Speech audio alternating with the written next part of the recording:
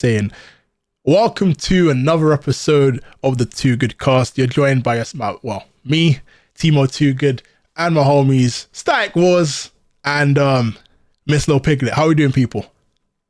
First of all, I just want to say, I want to wake up every morning looking how Wars looks right now. Just excited to be here. Like, I love this. But I'm good.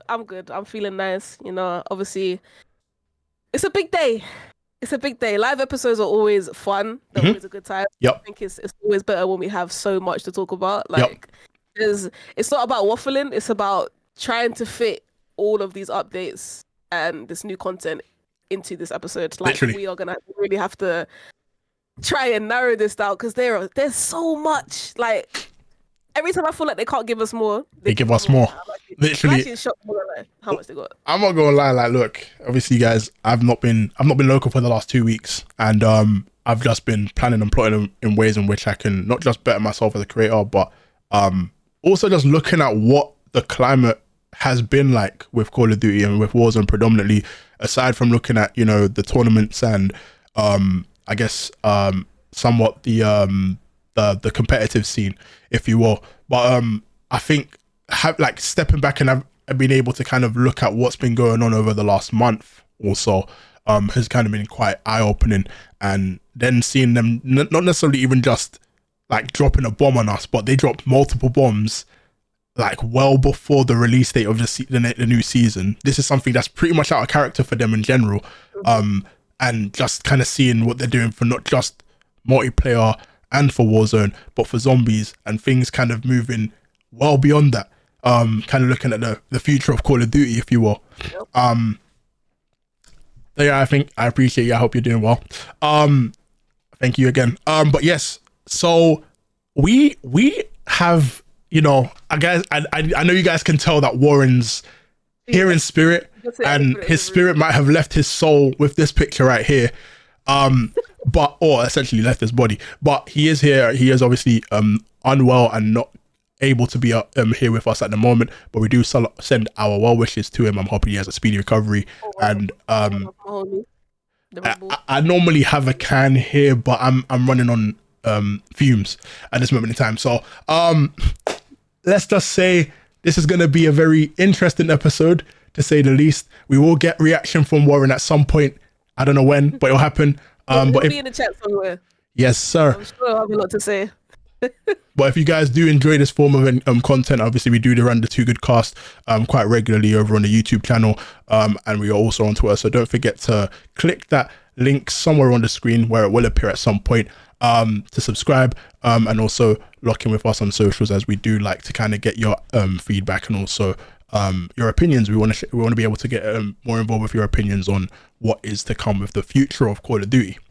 But I think it's okay to say that I think we need to start with the season 3 trailer. I know Piggy brought that up more recently. I personally haven't looked at anything bar the roadmap, and that's something that we're gonna have to dissect as well in this episode. But it's gonna be quite interesting to kind of see what's new, and obviously what's not so new, and the things to obviously look forward to. So what I'm going to do is I'm going to switch screens momentarily. Give me 2 seconds. Sorry, Warren. I apologize, guys. Say hi to Warren. Hi. Just say hi to Warren, guys. Anyway, I was actually here for this, and you guys know how we do it over here. We like watching things in HD. But we're gonna have a look at this trailer. This is the season 3 Warzone launch trailer, Rebirth Island. As you guys know, we've been anticipating this for about 8 to 9 months, ever since COD Next revealed what was going to be happening in the year of 2024 for Call of Duty. And here we have it. So this is the season 3 Warzone launch trailer. I hope you guys do enjoy.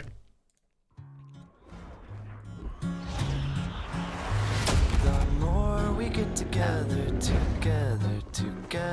the more we get together, Every trailer, the bass in the music is crazy. They used this song. Nah, they're villainous. Oh, the duck outfit. We love it. Welcome back to Rebirth Island. Oh hell yeah. Yo. Oh yeah. I'm trying to sing. Get me to granny. Oh man. Oh my god. No, can't lie, that person was missing every minute. That's gonna be me on day one. Nah. Oh my. I'm sorry, but my mouth's been showing its O shape for the last 30 seconds. Jesus Christ. Pause. Yo, Man. we actually gonna be using vehicles properly again because I missed that. I mean, if the use of these vehicles look a bit crazy considering the events that have been going on. I'm trying to. Ooh. Okay. So. Okay, and then there's Makarov. Warzone just got bigger. Hey, on what? Okay, so they've introduced mobile. I know that they did that earlier on in the month. I'm not gonna lie, that's a bit crazy, you know. Man said they took the figurine and dashed him away. You know what I'm saying? Right. So. Free To play. Wait. Wait. What? Hold on. Wait, did I click something? Oh wait, this is a new bundle. I don't think we need to watch this right now, but that is definitely something I want to look at because I actually watched this movie and boy, guys, you're in for something. You're in for something crazy. Okay, so that trailer was that gave us quite a lot to think about. I know none of this is multiplayer related to an extent, but I do think it'd be best if we were to start with Warzone just because Rebirth Island's returning. Let's go straight into it. And there is so much that we've seen even just from the trailer. I know we can do an incredible breakdown. I don't want to be here for 4 or 5 hours. We want to try and limit this to quite a podcast feel, maybe not so much a weekly episodic TV run of Monday Night Raw. I love fucking WWE, but yeah, it's not one of them things here. Anyway, returning to Rebirth Island. Piggy, how are we feeling? Because I'm not gonna lie, I'm looking at the map here, I'm looking at how it looks here, and it doesn't look like anything's changed. But the one thing I will say is that the colors be popping. And I know that the last time we played, it obviously had that element of diluted color. It wasn't really it didn't really have that element of vibrance. It didn't have that vibrance. It was like Bondell with fog on all the time. Yes. That's what it was like. Yes. And I remember when we look back at our old clips from a dance, we did say like, oh, the colors weren't really popping. Like, we still love it. Oh yeah, 100%. But we noticed how different the color. Yeah. Yeah, facts. So, seeing this here is looking promising. I feel like what happened was they threw the game into Photoshop or to Premiere Pro and editing software, if you will, and then they just threw a color wheel and said, nah, that don't look right, let's change it to that. And honestly, like it's small things like that have people intrigued. Like I don't look at it from a perspective of just hop in the game, show what you got in terms of your gunny, and obviously from a creator's perspective, how creative you can really be with your clips and your content being released. But I think like the attention to detail to just make things and give it a 2024. Oh my Jesus Christ. Giving it a 2024 feel as opposed to a 2019 feel, which I feel, probably wasn't marketed towards PCs. It was probably more catered towards console gamers. And obviously with console, you have HDR, you have like 4K technology to kind of give you that more of an immersive feel, but not so much a cartoony or a vibrant set of colors. So I think the vibrancy was all like Treyarch. Yeah. You figure like Blackout. That was like exactly. Blackout was probably more vibrant than Modern Warfare 3 is now. Yeah. Like that's how ahead of its curve. It was. Yeah. No, exactly. They kind of overdid it. Like nowadays when I look at Blackout, I'm like, my eyes, bro. Like turn down the saturation and the vibrancy. Please turn it down. And the ISO. Like just I feel like even if you look at it from that perspective, it's almost like when they released Cold War. I feel like the colors in Cold War were actually probably catered more towards the game now than they were for 2019 and that engine. So it's kind of good to kind of see that one, they haven't changed much. I mean, I hope, because we haven't seen everything. Right. From looking at the map. Yeah, from the map. Face value. Yes. I mean, it does somewhat look like they've done something to biochem. It looks like they've probably just changed maybe the materials that they use, etc. And I'd like to think that they've done that for quite a few buildings, maybe to kind of give it a more distinct look. Because I know, for instance, if you go to I think no, that's not biochem. This one's chemical. I think this one's where is this? I'm trying to remember the map right now. I just remember it's on like, I'm pretty sure it's like the bottom left of the map, because obviously you got prison. Yes. Further up on the right. It's usually when you do that cross from there to prison around the front. So I forgot what the POI is called, but we used to have a lot of end games here. Because I know this is a lot of end games on this POI. Because I think one's bio and then one's chemical. But I thought bio. The ones with just the two tubes or two. Yeah, that's what. Yeah. So this has got to be chemical, and I think this is bio labs. So I think this is bio lab and this is chemical for sure. I'm pretty sure that if I'm wrong, guys, flame me in the tweets, flame me in the comments. Sure, that's what it is. Right. Well, I mean, we'll have an overlook at the map anyway. That's fair. We can still have a look at that. No one's ever gonna forget that water tank and prison roof anyway, so it is what it is. But no, I like to think that they've kind of gone through a different few buildings to kind of give it a more distinct color and vibe, so that, you know, it's unforgettable. I mean, obviously I'm talking from a perspective where I've probably forgotten names here and there, but I feel like that's the point. You want to give it an experience where people won't forget. Exactly. They do stand out a lot more than before. They don't just blend into each other kind of thing when it all looks like similar material. I mean, now I felt like most of the buildings kind of look like prison, but now it's like prison seems to be the only building that has that kind of material, that kind of brick layer material, apart from like the odd building here and there, like a small house.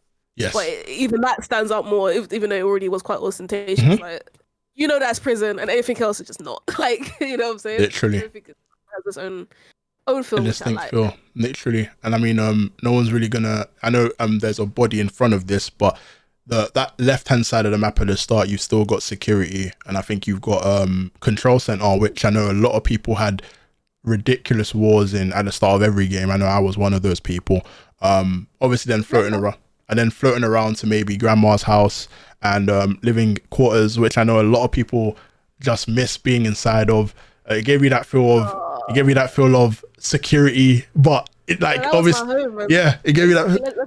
Let's land at home. People be like, "We're landing. Let's land at home." Like, what do you mean? Literally. So, but it's just like, I think the first thing we want to obviously say is thank you, Call of Duty, because this was a much needed map to return. I know that they have got a number of plans with the map that we will obviously discuss, but just being able to bring it back in its original, more or less just its foundations, just bringing it back where it hasn't had significant changes, whatnot, and it's open to conversation of what they can and what they shouldn't necessarily do with the map. I'm just happy that it's a thing where there isn't immediate plans, and I want to stress this, there are no immediate plans to change anything Rebirth wise, so anybody that is a returning player still has that same feel of, oh my god, this is still Rebirth. It's not like Fortune's Keep where you came back and you saw cracks over here, there. Like, I don't want to talk about what, you know, if I have to go there, I think we might, you know, this conversation will take a left turn. But Fortune's Keep is basically not my favorite map on the game at the moment. But I'm just happy that now the Rebirth is back. You're going to see a huge influx of players returning. Maybe even more new players playing, obviously, because of mobile.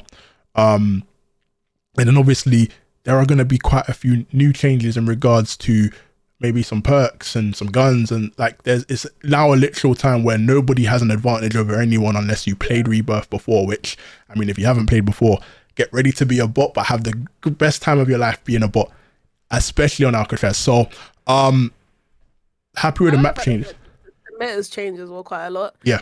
Like, we're not going into this with like, okay, there's two guns just dominating, so everyone's gonna just use that. Like, the meta's already kind of like fluid. Yeah. And then to add in, you know, 3 new guns and 1 new melee weapon, it's like it just gives you a reason to use everything. I'll be real. Like, there's no downside to trying out every gun, even guns that like already were in the game. Like, yes. I feel like people are still kind of experimenting. And obviously, like, the Ram 7 is like, you know, as strong as it is, and certain guns are still strong, but it's just nice to have a new map where there isn't a set meta. So I'm not just dying to the same. I'm gonna die to the same gun every flipping life. Yeah. And you actually get to fill the map out for what it is. Because when you do have a broken gun or two, it kind of does change the way the map is played, and Yep. you don't really enjoy it as much as you would, and it has nothing to do with the map. So Yep. I would hope that we get a proper feel for it, Yeah. and be able to make an opinion based on the map solely, not like how people are necessarily playing or what I they're think using. I think also to kind of even further emphasize that point, I think it's definitely like a time where I feel if you haven't played the game up till now, or let's say you haven't played in the last season, you're not at a significant disadvantage, because obviously there will be weapon balancing that takes place on the day of season 3. We don't have that information as of right now. We don't know what's going to be nerfed and what's going to be made meta. What I can tell you is it shouldn't matter. It shouldn't matter at this moment in time what's going to be meta, because you're playing on a map you may or may not have played in, but it's a new experience. Like, enjoy the experience to get a feel for what the game is like first, and then worry about your guns after. I feel like obviously, look, I don't use the HRM and I don't use the Ram 7. That's because I'm a creator and I like trying to do a few different guns from time to time. You guys will never see me use the same gun more than, I think if I play with the same guns for longer than a day, then it generally means that content for me is still, and I'm not chasing any form of content. But I like to have variety with the sort of plays I like to make. I haven't tried sniping yet, and this is the perfect time to get into it. We're getting a new sniper, which we'll obviously go into at a later point, and there are going to be a few other snipers that are going to be made very viable. I would like to think, because obviously there's going to be Car 98 lovers that are yet to have played the game as of yet, and they want to try something different. But yeah, literally, I wouldn't worry about metas. I generally feel like the Ram 7 and the HRM are going to probably get nerfed into the ground. I'm saying this before it even drops. Have a good loadout. He might not care about metas, but me, I'm different. Send that to me. Send every class you have. I don't care. I'm dead. Just how to play the game. You know what I'm saying? I don't mind it. I'm half and half. I like experimenting, but at the same time, I've given up with trying to like play with attachments. There's too many attachments on this game. I don't have the time for it. I'm not looking through 20 or 30 attachments. That's why I usually go to Timo's YouTube and TikTok, because I'm like, whatever he puts out, I just try it out. I let him do the work. I just take the load out. I go fry. I take all the credit. You know, it's a happy life. So if you didn't hear correctly, he basically said lock into Timo Tuga's content. Shameless plug. Anyway, I know we're not looking at 20 attachments, but we are going to look at some POIs, right? And I think it's important because I do have the map over here, and it's also welcome. It's Warren. like nothing. Welcome. Also, yes, Warren, you are here represented very well. I did not choose this picture, but I am most definitely not against using this picture. So obviously we've already wished you well, but more importantly, great to have you in the chat. You know what I'm saying? It's great to have you in here. I know you can't be hearing a voice physically, but having you in here spirit and speaking in chat is more than perfect. But yes, we are looking at the POIs, Piggy, and I was correct. It is bio and chemical. They are two separate. I thought they were the same thing. But no, bio was definitely a landing spot that I feel like a lot of people like to land because it's at the end of the plane majority of the time, and you know, it's definitely just bringing back memories. I mean, when Doc was put in, I didn't really like it, but then obviously I used to land at control center, get to a buy station, and try and kill people over there. And you know, all of a sudden, you then have a way of rotating around the map. And I think for people that are obviously playing for the first time, they're gonna wonder, where would you land? Where are you gonna land? Like, this is me going into the unknown, effectively. Now, everyone's gonna think center of the map if you want to get most kills. So you're gonna go gulag showers, prison showers in this sense, and you're gonna try and, you know, take out the sweats at first. But no, if this is me for the first time, I'm probably gonna land at a bioweapons or a chemical engineering. Get at the back of the map, get a few weapons. Where are you landing? I was actually gonna ask. First game. As somebody that's played on Rebirth Island, there's only two places there's three places I feel like I'm gonna try each time, and I'll feel like once I've experienced once of each place, I'll then know where I'm gonna land. So control center is then technically where I love landing. I tend not to have too much of a terrible success rate there. I'd say about an 80% success rate, if so. If it's not there, it's Grandma's house by living quarters, or prison showers, because I want to get the sweats out and I want to see Wagwan. So those are the three. I like to stay a bit more central. If I have to go on the outskirts, it will be living quarters, and then if I want to be a lot more central, then it'll be prison showers. You said everywhere. Pretty much. Pretty much. He's going everywhere. Warren says bioweapons is his favorite sport. He likes to work from the back and then work his way forwards. Now that could be a pause, but we're not going to do it on this podcast.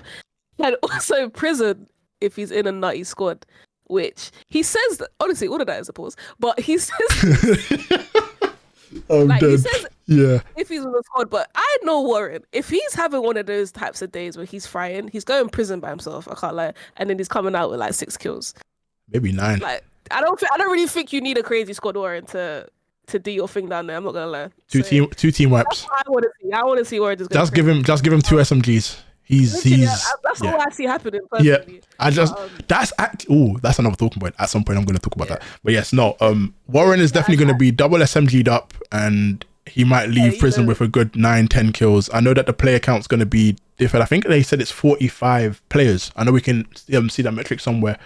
I'm a team player, guys. Start. Okay, all right, buddy. All right. You are.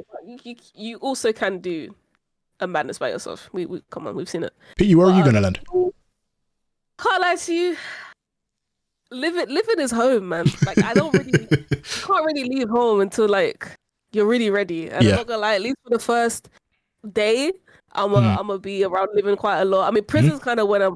The thing is, I don't really like landing at prison. I like rotating there.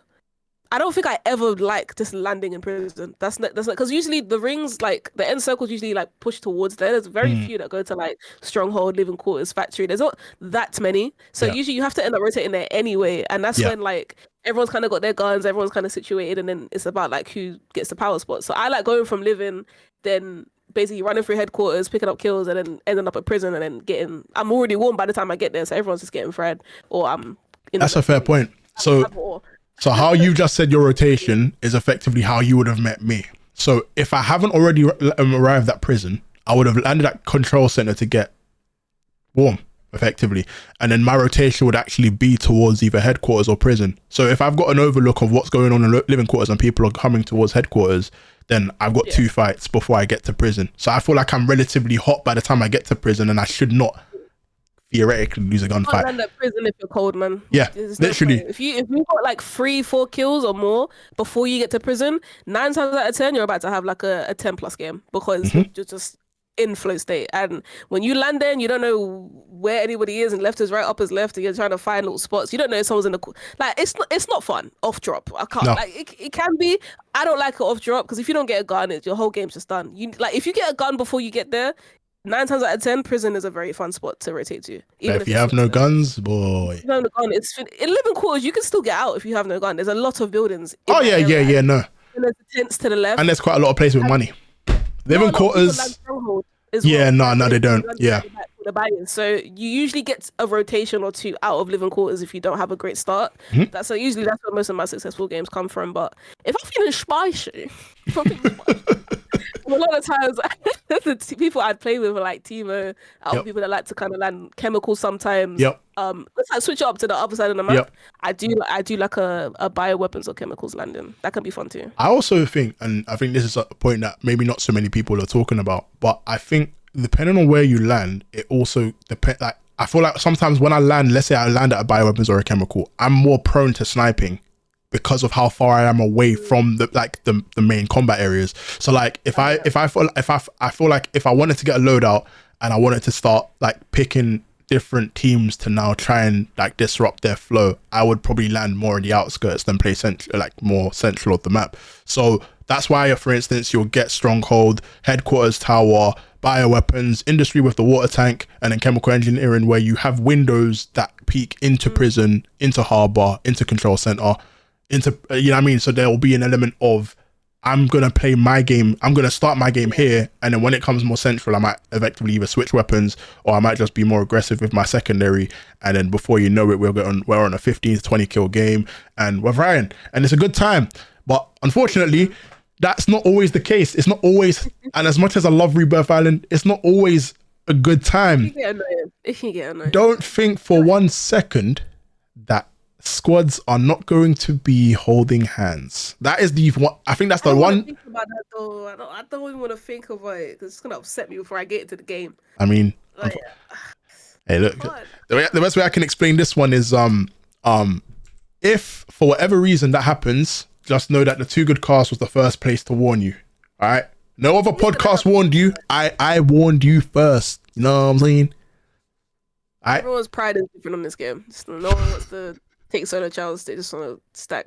However, that doesn't mean you can't have a fun experience on this map. That's you true. Have to adjust for it. Mhm. And I think if you, in the back of your mind, every time you see one, just assume there's three. And I'm telling you, just having that here can help you win against a full stack, or like rather than running in there thinking it's one, relaxing, reloading, getting your first. Like, it's just small decisions, honestly, that change whether you get like one kill or like you wipe a squad. And it's just remember they probably have friends right next to them. Facts. So use another phrase. Yeah. Right next to them. I do want to make a prediction though. Go on. I do think proximity chat and defcoms are back with this map. I feel like we're gonna get a lot of like proxy chat. You just gave me. You just gave me. Like, when I tell you, I'm just smiling. I'm gleaming with a smile right now, and I might as well be Warren in the top right, because that has just opened my mind to so many different possibilities. I think if you're a content creator, you are going to love, like, regardless of what happens to you in game, by the way, whether you are dropping bodies or whether you're getting dropped, you're gonna have a good time. So yep, I agree with Warren. That is a great point. Turn it on, man. So we're looking at leave my freeze frame stealth alone.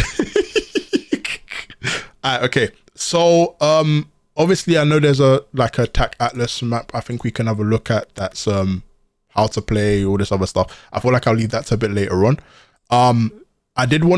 I want to touch base on a few different things that are happening regarding Warzone, because I know Rebirth is quite a lot to kind of cover over a shorter period of time. So I have it on our screen here. Give me a second. I have on our screen here, there is going to be a new game mode coming into Warzone known as Call of Duty Warzone Bootcamp. Now, from what I understand, it is a playlist only for Urzikstan, and it has a player count of 44 players. Now, apparently this is going to feature 20 players, real players, and 24 AI bots. Just before I get to that, Amin, appreciate you, gang. Thank you so much for the welcome back. I hope you're blessed, brother. Always great to have you in the Too Good Cast episode. You know what I'm saying? Ufi, how we doing?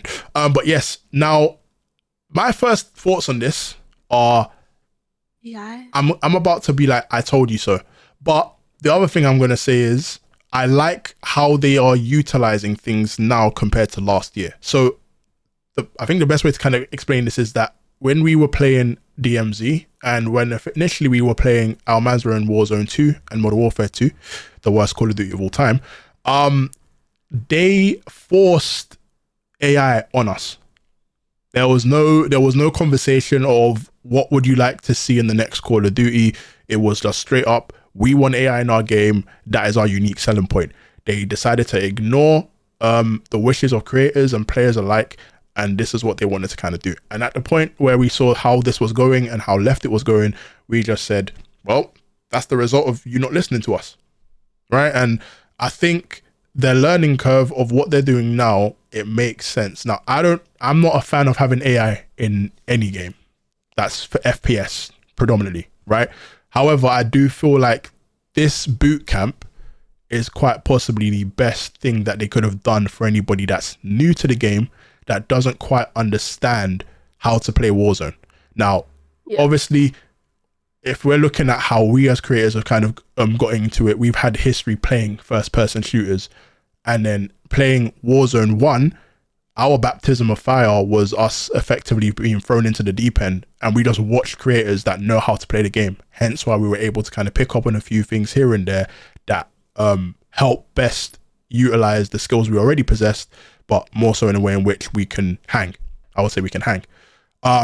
However, not everybody's blessed with being able to operate at that same pace. I know people that pick up multiplayer and then they're absolutely great at multiplayer but have no game sense when it comes to Warzone.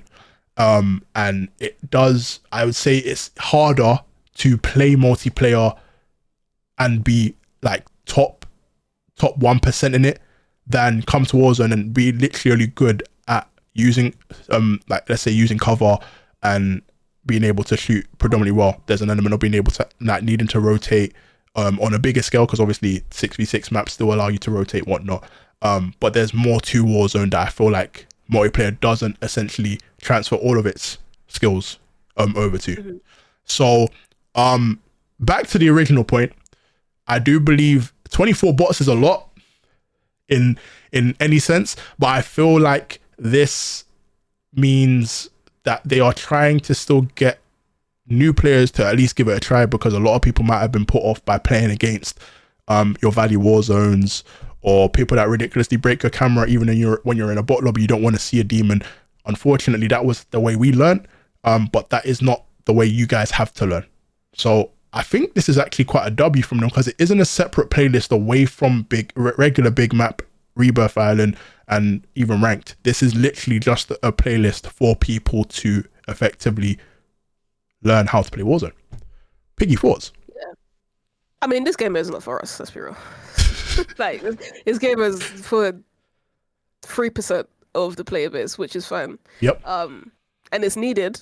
It's funny, was says leave AI in Fortnite and Apex, or make it more beneficial. Right. I kind of agree, but in the same sense, like a lot of games are starting to do this. Apex did this with, like, before you can play ranked, you will play 10 normal games of Apex, but it will only be with bots or other level 1 players. So essentially it's just a preliminary thing. Like it isn't going to be monumental. Like eventually it's going to become obsolete potentially.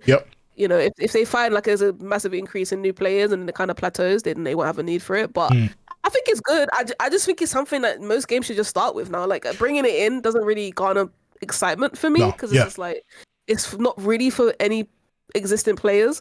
It's more so like something I just think is probably a necessity. Like especially for like Warzone, like to have that's something you should have. That's like, something, for people who are new to the game. So it's more so like, I'm happy they put it in, but it's not something you feel that I'm gonna forget about it tomorrow. Like I mean, it's like, but if I have a friend that doesn't ever play Warzone, and then they want to play with me or something, but they've never played, I could be like, well, play a couple of those games with AI, see how you feel, and if you have a good feeling for it, then we'll jump in, and you might get hooked just from that. So your first experience isn't getting hooped on by hackers. You know, it's like you might actually have a first good experience of Warzone just because you have a more relaxed approach, playlist to play. Yeah.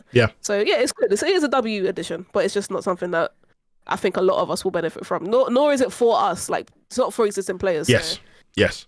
It's just a win-win, really. So the way I look at this is, like exactly how you said, it's a win-win. I feel that it is something that should have probably been employed before now, but I think we're entering, I think also because we're entering, I think this is more so coincidental, but we're now entering a period where ranked is now going to be played on Rebirth Island, and people are obviously still going to be playing on Kazakhstan, but it wouldn't surprise me if BR ranked does drop within the next 2 months. And I feel like if you're somebody that wants to give it a try and you want to use the next 2 months to garner some sort of practice and get an idea of how to really play the game and effectively how to play towards winning a match above, getting X number of kills, because I feel like that's a completely different mindset and different play style to now incorporate, which I don't think this playlist does, or this playlist will effectively help you advance. I think that's more down to who you watch and effectively how well you can utilize the skill you already develop. But it is something that does aid that, so that by the time Kazakhstan ranked or BR ranked does drop, you now have something to kind of work with from your previous experience. But yeah, all in all, it is a W from them. I like the fact that it is like a minimalistic player count. I don't think it needs to be any more than that. I think a split between having AI and and real players caters towards that playlist. So I'm hoping that does go well, and I'd like to know any feedback that anybody does have when they do play it. Obviously I won't be needing to, because, well, I mean, I'm too good, and Little Piglet here is just as, if not better. So we're looking now at I know this obviously says Rebirth Resurgence. Obviously we already know what that is. Oos, how we doing, Natesky? Welcome in. We're not going to look at that, because obviously we already know that that's there. We've already kind of gone into a bit of map lore and POI interest and whatnot. They're bringing in Resurgence Loaded. Now, that has the same player count as Rebirth, which is 44, which I do want to touch on with you in a hot sec. But it's something that's going to be quite interesting. It says here, ditch the ground loot in matches of Resurgence and bring in your preferred loadout and custom equipment, meaning all players come fully locked and loaded right from the start of the match. Okay. Enabling you to concentrate on the win without the need to for ground loot caches. If you're taken out during a match, you redeploy using the same Resurgence rules, but with the possibility of changing to another of your custom loadouts. If you're out of ammo or equipment, the high ratio of legendary and reusable loot boxes means you'll never be far from a fully kitted out operator, though you are here to bring the firepower and the victory. Interesting. For me, how we doing? So this kind of gives me that element of lockdown. But it's not lockdown, because Rebirth Island lockdown actually is going to be a separate playlist. So this is pretty much just gung-ho, I just feel like it's, if you're trying to play Rebirth and you could care less about dying, this is literally the playlist for you. Yeah, this is very calculated. Yeah, I like the fact that they've called it loaded, because it's almost like if you had fries, I know this is a crazy comparison, but if you had a plain set of fries with just ketchup, it's not plain, but it'll do the job, right? But y'all have had loaded fries, right? Like, you know, that cheese and that bacon or whatever that does to the, like, it's a completely different meal. Understand? Yeah. So, say again? You owe everyone lunch, because how dare you make us think about food? Hey, listen, man. That's crazy. I'm here for a good time. I'm here for a good time, not a long time. You know what I'm saying? If y'all want some fries, I got a few places you can go to. But no, I like the idea. I like it. I'm not mad at it. I just I don't know if it's COD thinking. I don't know if people will clock it or see it the way I do, but I think it's just, I say it's calculated because I feel like people have expressed some concerns about Resurgence becoming extremely sway, and now that we have ranked on it, it's very clear that it's all intentional. Like, they want Resurgence to be taken as seriously as normal BR. Yep. Kind of probably down to like a lot of the Warzone pros, because now that they do Resurgence tourneys too, they've made that a viable option for people when they're playing pubs or ranked. So now that we know, because we've been saying like Resurgence has lost its kind of identity now. Yeah, like, it has. We used to go to big map to be a lot more calculated, a lot more tactical, a lot more sweaty with our teams.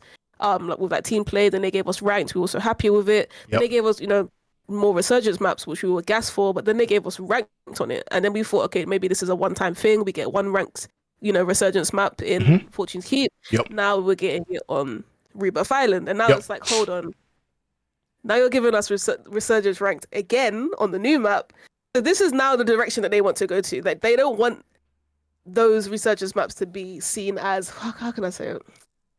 As a pubs map anymore. Like, it's not pubs. Like, that is literally now ranked. Like, the way we knew Resurgence to be is no longer way. That is ranked. And then now they are giving us other game modes that are more reminiscent on what we loved about Resurgence, but they're giving it a different twist and calling it something else. So, like, loaded to me is literally to give us the same feeling we used to have without actually reverting back to what Resurgence was, which I'm not mad at that, because I've always said I'd rather them just have a playlist for every different type of player. So if somebody just wants to grab their guns and shoot people, now they have loaded. If somebody wants to be sweaty but on the Resurgence maps because they like those maps, you have ranked on those Resurgence maps. And if you are still a big map lover, which we'll get into a little bit, like, y'all deserve more love for the big map lovers out there. Hopefully we get more content. But you also have big map, which I hope they will eventually bring up ranked for big map as well, because right now they're kind of suffering. But I'm just saying, we're going to also touch on that as well. Like, they're just making it very obvious that they have their idea on what they want each gamer to be, and they're happy to bring out other playlists to satisfy those who are not happy with the direction that's going in. So really, truly, it's a good thing. I find it kind of cheeky. You know what? I rather just come out and say, listen, we know Resurgence has changed. So I think, and I want to touch on this as well, because I know this is going to be mid-season, so we don't know when exactly it'll happen, but I'm assuming it'll happen in season, and we'll all have a feel for what it'll be like. Inspector, again, thank you for the follow. So the way I look at this is, and this might be a hot take. I don't think it will be. It also might actually be something that, you know, I think a lot of people also agree on. I think this mode is to eliminate loadout campers, because genuinely there is no way, like we've been on Vondel, we've been in a Sheikah, and even to the point we've been on previous Rebirth and Fortune's Keep maps, people just find a way to just camp in buildings and generally just cannot move for the life of them. They just said, no, we're gonna stay here. We're gonna throw claymores, we're gonna throw cluster mines, we're gonna put proximity mines, we're gonna put they're gonna put any kind of mine on the loadout in the area, and then as soon as they ting, dead. You're like, you are absolutely fucked. And that's not once, that's not twice, that's not 3 times. That is literally happening until you guys are out of the lobby. All right. Now, obviously, I watched Nateski play yesterday, right? I watched Nateski and the homies play on Vondel with the you know, with the resurgence mode that they've got for April Fools. By the way, if you haven't already played that, you played yourself. The game's over. I played myself. I haven't played it, but yeah, we both played ourselves. We both played ourselves, to be honest. But yeah, no, like there are points in which like people genuinely rage because of loadout campers, and I'm not, you know, I'm guilty. I'm just as bad as anybody when it comes to raging for that specific moment, because you're like, you spend 5 minutes in game just to get your loadout. Now, why am I going to wait for a whole team to leave the area? Because I know that every single time I try and go, I have to wait till they rotate out before I can get my loadout, because they're gonna be, there's a window, or there is a door, or there is a building, or there is a rooftop that they're all gonna be looking at, thinking, yeah, we're not leaving this area until that loadout's gone. We know it's there. We know that this team is still local, so they're gonna wait. But I think this loaded eliminates that, because you land with it. Like literally, you obviously have to be a bit more careful in regards to how you decide to chow, which I think is still that's still a bit more of a tactical aspect. But you're not having to worry about the fact that you don't have your guns. The amount of times, even to the point where you're not picking up the guns that you dropped in the first place, like that eliminates the possibility of being cheesed, because you know that somebody's in the area and they're ready to beam you. Like, you have literally got the opportunity to reassess your game, reassess what's going on, and play in a different, you know, play in a different direction, play with a different rotation. But more importantly, still have fun. It doesn't take the fun out of it. In fact, it amplifies it, because you know that, okay, I died, but I still have my guns, so I ain't got to worry about what's happened. But I think that's going to be a W mode. Go on. I think this game is going to be the best for those that like to, like, people like you actually, team, really like to try a lot of different weapons and try different weapon classes. Yes. So you don't always have to rely on, okay, I have to go and get my loadout, and then if I die, I don't even come back with it. So I only really get to shoot my gun maybe 3 times a game, if I, you know what I'm saying? But now it's like every life. It depends on what loadout. If you could choose your loadout as well, like what you come back with. Imagine how easy to imagine how easy that's going to be to just know straight away whether this loadout you made is good or not, and you're not wasting your time, you're not wasting a whole game. You can test like 10 different loadouts in one game. Like, do you know what I'm saying? And then be able to, I think this will actually be it'll be interesting to see. Go on. I'm gonna live on this. I can't lie. I'm gonna live on this for a while. You're good. I just like, especially to warm up, I'm gonna just try different. This is like a good mode to just jump on straight. Exactly. Like, if you like to shoot bots and do like pub matches before you go into Warzone, you don't even need to do that anymore. You can literally just go into loaded and play this for like a good hour, and then by the time you go into like a resurgence ranked, you're warm. Map, you're warm. You're ready. You're hot. You're not even warm anymore. You're hot. You're fiery. Quite literally. You're not missing at all. You're not missing. You're not missing in action. So, I do like it. I do like it. Okay. So I think I feel like if we have to like review that at a later point, I think we can come back to this, and obviously based on what they've described, we think it's going to be great. Only time will tell. So we are now looking at Rebirth Lockdown, which I'm not really going to go into too much detail, because we already know how Lockdown plays based on the maps that we've played on them previously. This one has a limited play count of 28. I'm not sure why they've gone down with that, because I think Rebirth Lockdown, especially if you're trying to kill race against friends, or you're actually trying to be more aggressive and find out more about POIs and stuff, I think it has to have a full map experience. But that's just my personal opinion. Obviously, those that play Lockdown will obviously know that I don't play for objective. I play to kind of outfrag everybody I play with. So it is interesting that they have a player count of 28. But I don't think it's something we really need to dive into as much. I think the next point is definitely something we need to have a look at. We have Rebirth Infill Strikes. Now, this is going to be a new public event. Now, I know that people did see the trailer all over the timeline when this did surface initially. They were upset that prison was destroyed. I know Lighthouse had obviously taken a bit of damage here and there. There were different POIs that had a sense of destruction, and I could see we could swim underneath prison. And in my head, I'm thinking, y'all have broke the map again. Okay, me personally, I don't mind underground swimming. I don't like outskirts swimming. Because underground swimming, you can't shoot me unless I push you or I purposely go down there. Okay. Whereas, like, if it's on the outskirts, it's just people can just literally just be peeking over like flipping sharks and shooting me. And I don't know where you are. I don't hate it. I'm not gonna. I still don't think I hate it. I mean, I would rather know water, but yep. Okay. Yeah. So you're like me in that case. Like okay, that's fair. I mean, the only reason I bring up that point is because in Fortunes, obviously, we know that have that area in Winery where there's an underground water facility, and I don't like because of how chaotic Winery can get. I don't like that crack down the middle. I think it's a great idea, but I feel like it needed to be executed a bit differently. Just like I don't like Ground Zero, but hey, listen, Ground Zero can be really good in regards to a landing spot if you want to get loaded out straight away, especially if you're looking at a ranked strategy to kind of go around the map and do what you want. So it's kind of it's based on how you your own perception and how you effectively play the game, but that's just my personal preference. But initially it was met with outrage because people thought that that's how the map was the original map was now going to be released. And one thing that we all know, I guess is common knowledge, is if it's not broke, no need to fix it.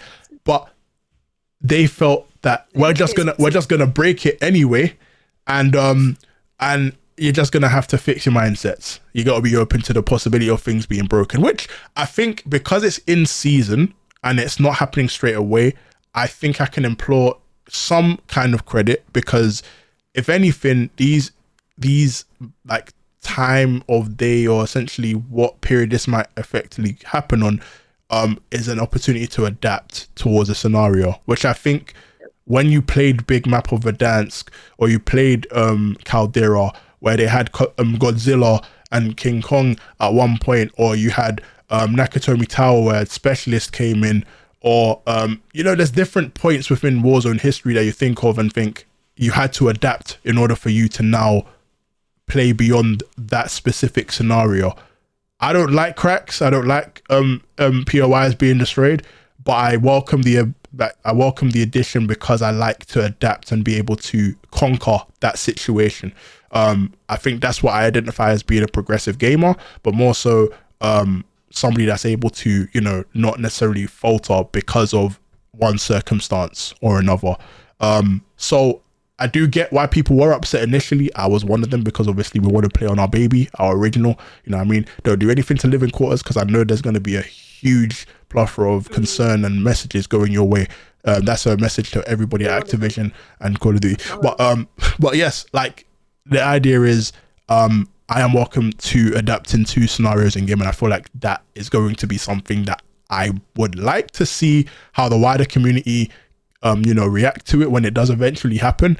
Hopefully, I don't think anyone's gonna enjoy it. I think, from what I understand, it's a game-to-game scenario, so it won't happen every game. It will happen at some point. That's what they said about the fog in flipping Wondell. Look what happened. Every game there's fog. I don't trust that. Not on a game to game. I don't trust that. But I just see this as like a push and pull, like tug of war, right? Like they know we don't like this. They know we don't like mass destruction because they haven't done it very well in the past. I really like blowing things up. But the thing is, I get it, because like you have to keep a certain element of your game's identity, which is why I see this as it's a conversation. Like every update, I see it as a conversation between the devs and between us. We say we don't like something. They have a game that they want to make. How we doing, Ave? But they want to keep us happy. What's good, Ave? But they want to keep us happy.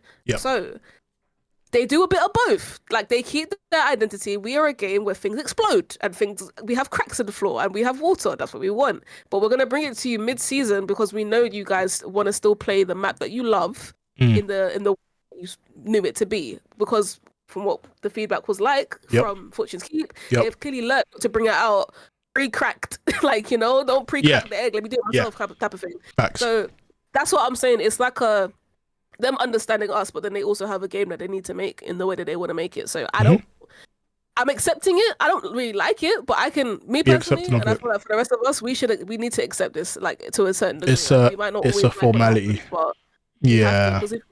If they listen to everything we said, like I'm not gonna lie, we wouldn't have a good game. We probably wouldn't. If we listen to every complaint, we would not have a good game. Yeah. That's enjoyable. I mean, we wouldn't. We don't know everything. Like I think that's why there's obviously that common like barrier of gamer and game developer, because as much as we enjoy things and we know that things are perfect, or we'd like to think that we have an idea of what would be perfect, we don't we understand that from our circle in like a wider community. Like what I might want and what my community might want might be minimal compared to what the wider community might want, but then that one change can be so big on a gargantuan level, to the point where, oh my god, you've ruined our game just from one piece, you know what I mean? And I think that's why it's great to have a podcast, especially when it's live, because you get an idea of what so many different people, there are newer people coming into the stream figuring out,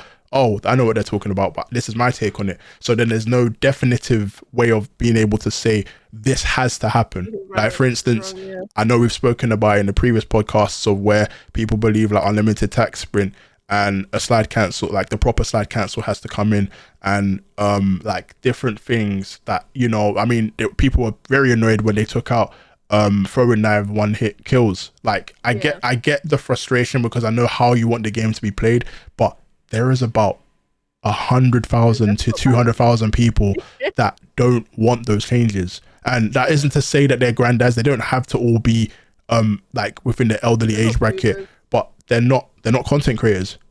They're not people that it's not balanced. Like, yeah. Well, what is fun is not necessarily good, and it's not necessarily has longevity either. Like, I understand the fun aspect of things, but there's a reason why games are not fan made or player made, because we don't think about what's going to make this game a game that stands 20, 30 years. Look how many games that come out with cracked movement and it's so fun and so great, and it dies in a week.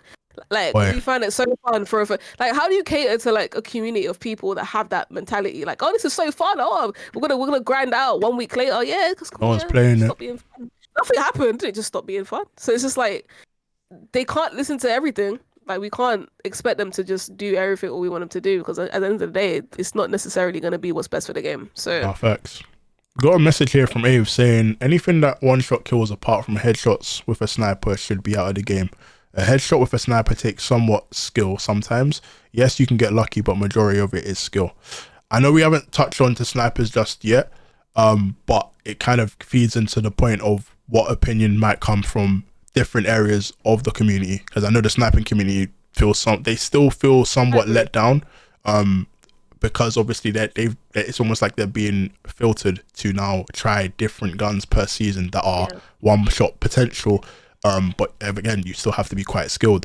I can remember when the Cat AMR was the only one shot sniper in the game, and no matter how many builds you come up with, that ADS is still too slow for people that were using the marksman, like the Car 98 back in Warzone 1. However, that isn't to say that if you know how to use it, you shouldn't use it. That's encouraging you to still try a form of sniping, even though it's not where you want it yet. And then they released the XRK Stalker, which had a much faster ADS, and then all of a sudden that's been given one shot kill ability, and then now people are making videos, and now the sniper community are somewhat warming up to the idea that there's different guns coming in later seasons. So it's not something that if they now said one shot snipers should now be in the game, and then they drop like all sniper class and all marksman rifles for people to now use, that's going to be a terrible experience for everybody.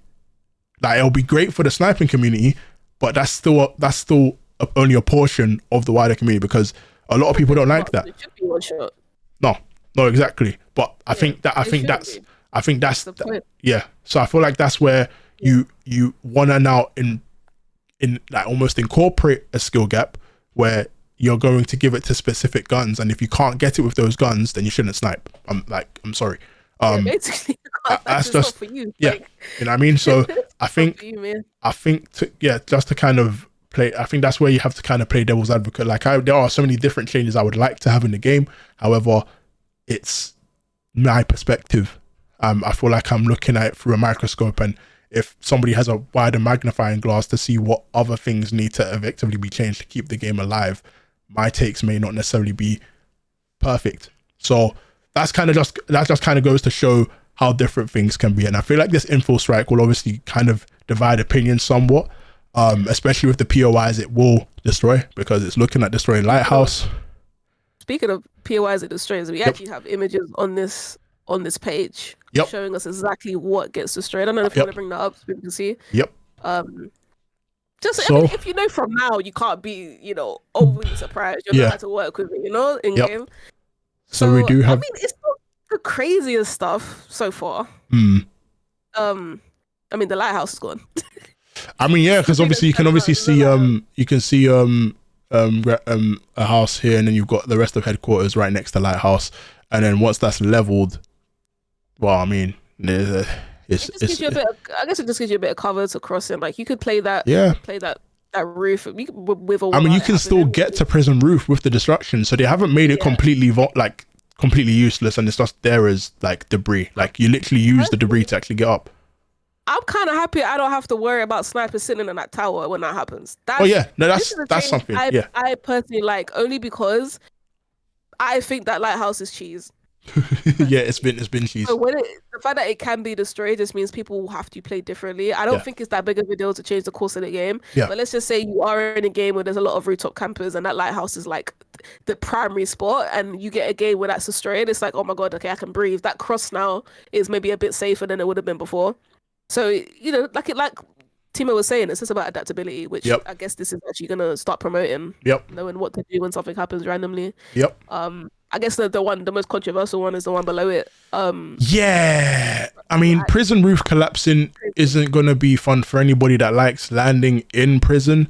I think people rotating into prison might enjoy it a bit though, because now nobody can rooftop camp you on entry. Obviously, it's not. I wouldn't say it's. You know what? Who am I kidding myself? That is terrible. I think if you're not somebody that lands at prison, or you're not somebody that enjoys prison that much, it is a great time for you.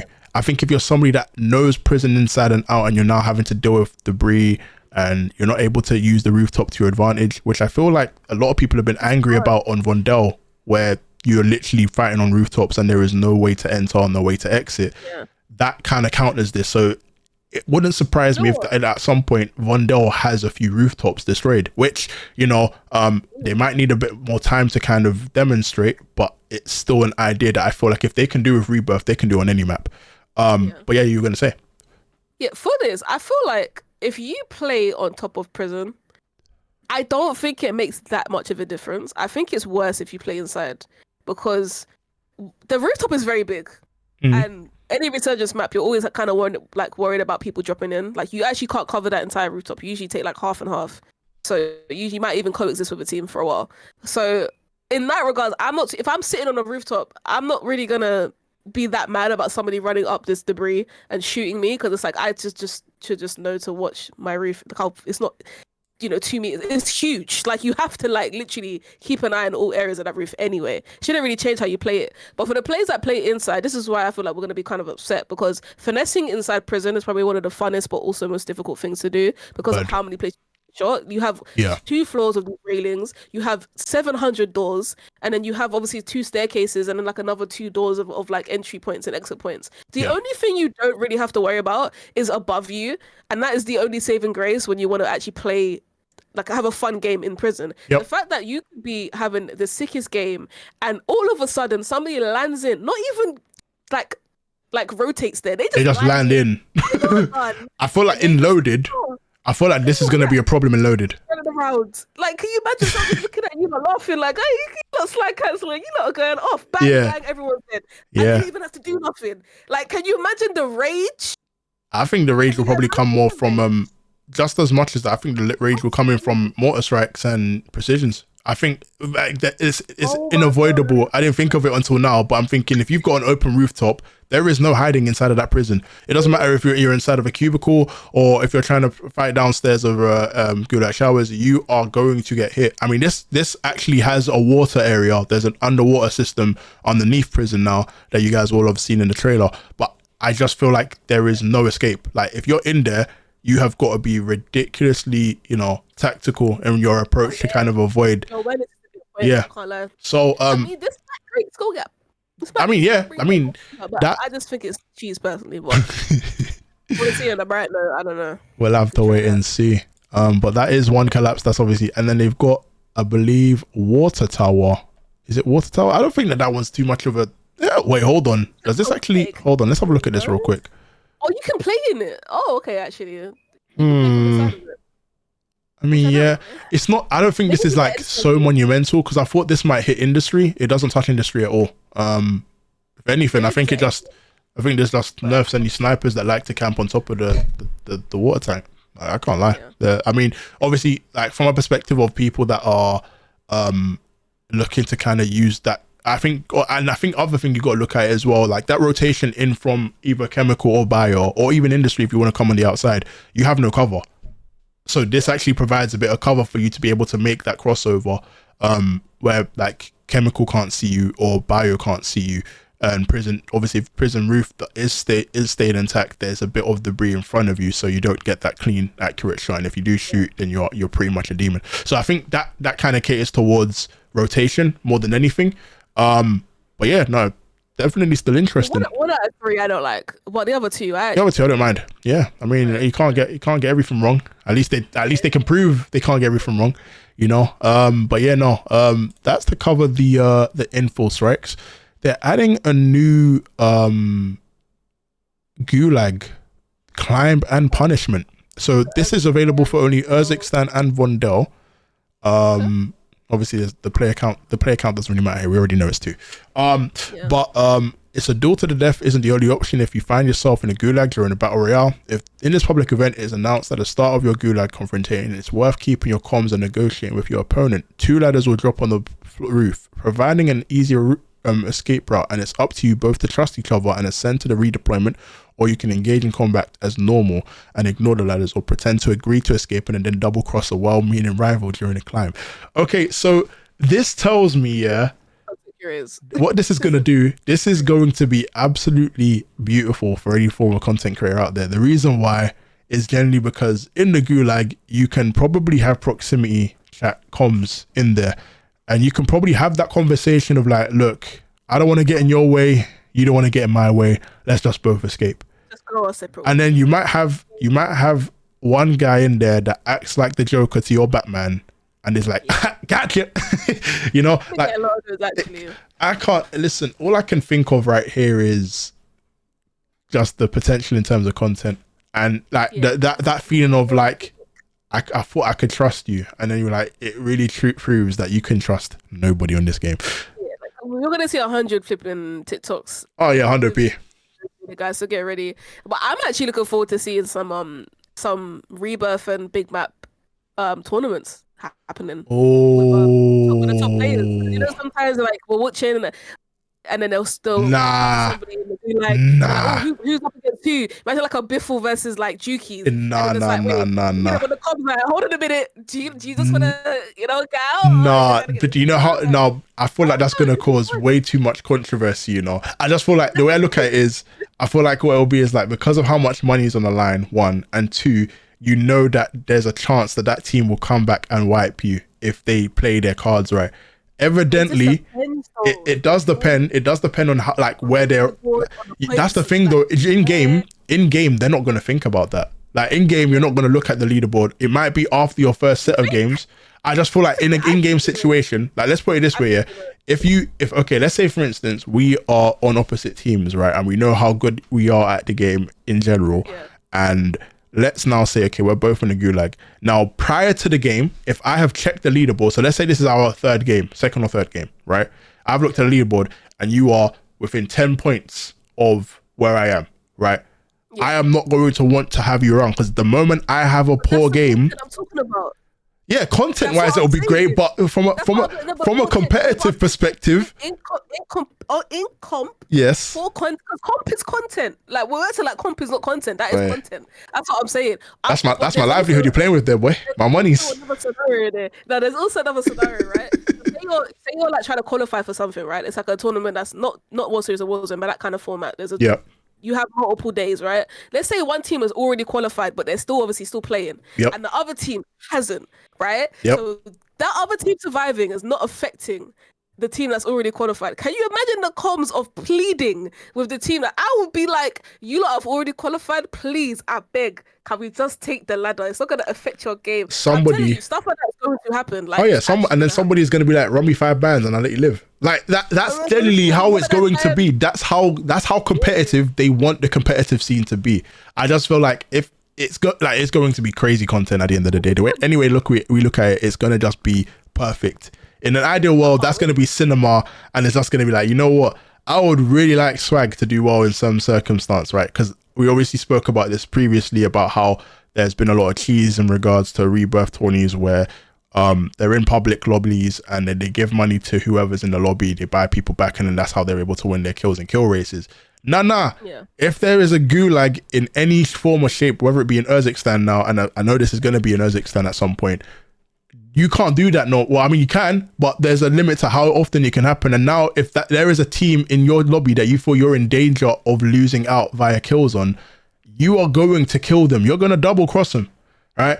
I'm talking fucking Stone Cold Steve Austin on The Rock. I'm talking Seth Rollins on Roman Reigns. I'm talking Triple H on Shawn Michaels. Like, I'm talking mad betrayals here, all right? So when I look at this, I think that there is mad potential.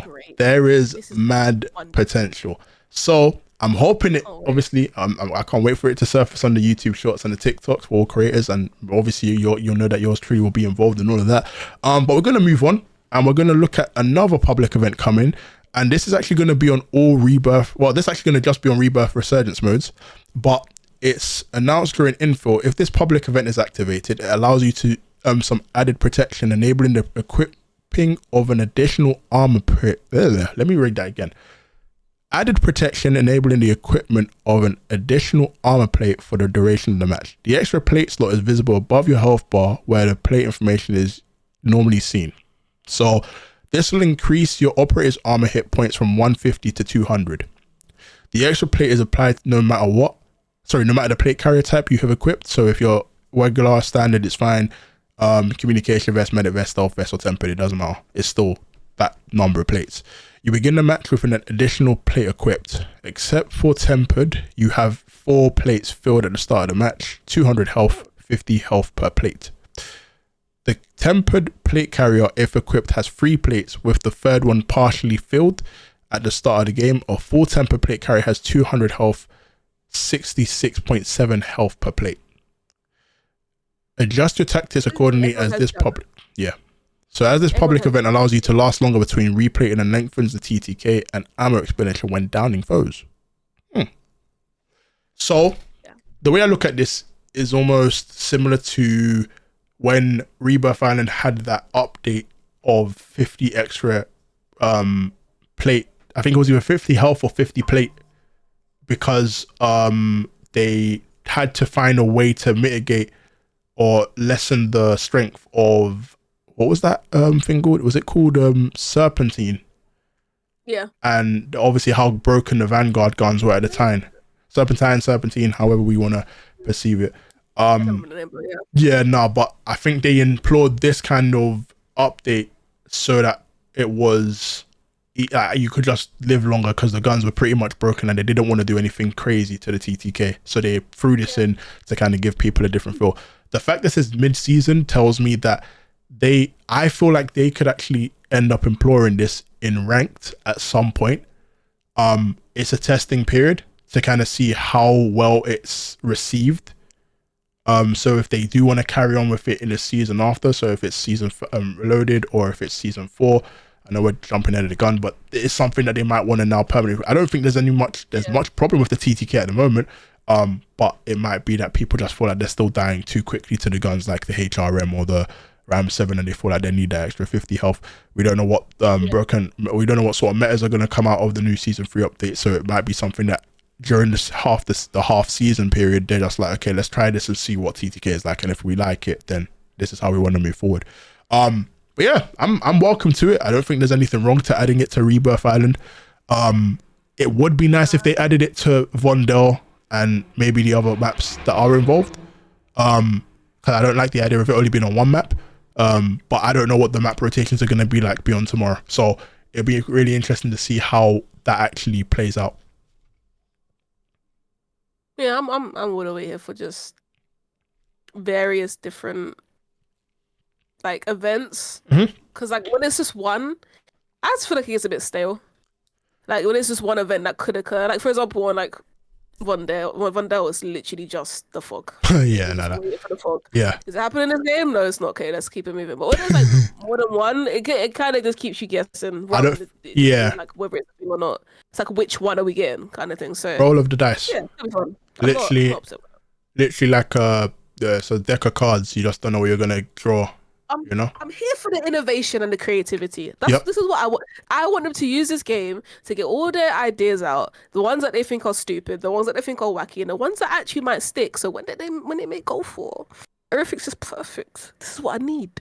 Just throw everything else every season. I'll take it. And then give us a perfect game next year or the end I of this year. feel whenever that. it's coming out. So I'm here for all of it, and I feel like we need something fresh, man. Like things I can agree. get really boring really so very quickly, especially Yeah. when they don't always give us like the map rotations that we Yeah. want. So at No, the very least, exactly. like trying to That keep it lot- as fun as possible. This Yeah. past month, like We have that playlist, I understand it was experimental. I know you're trying to figure out how best to engage your community. I understand that, you know, not everybody wants to have Vondel, but unfortunately, nobody liked your rotations. And I feel like as much as I don't want to be that guy to say it, I spent the last 2 weeks not playing your game.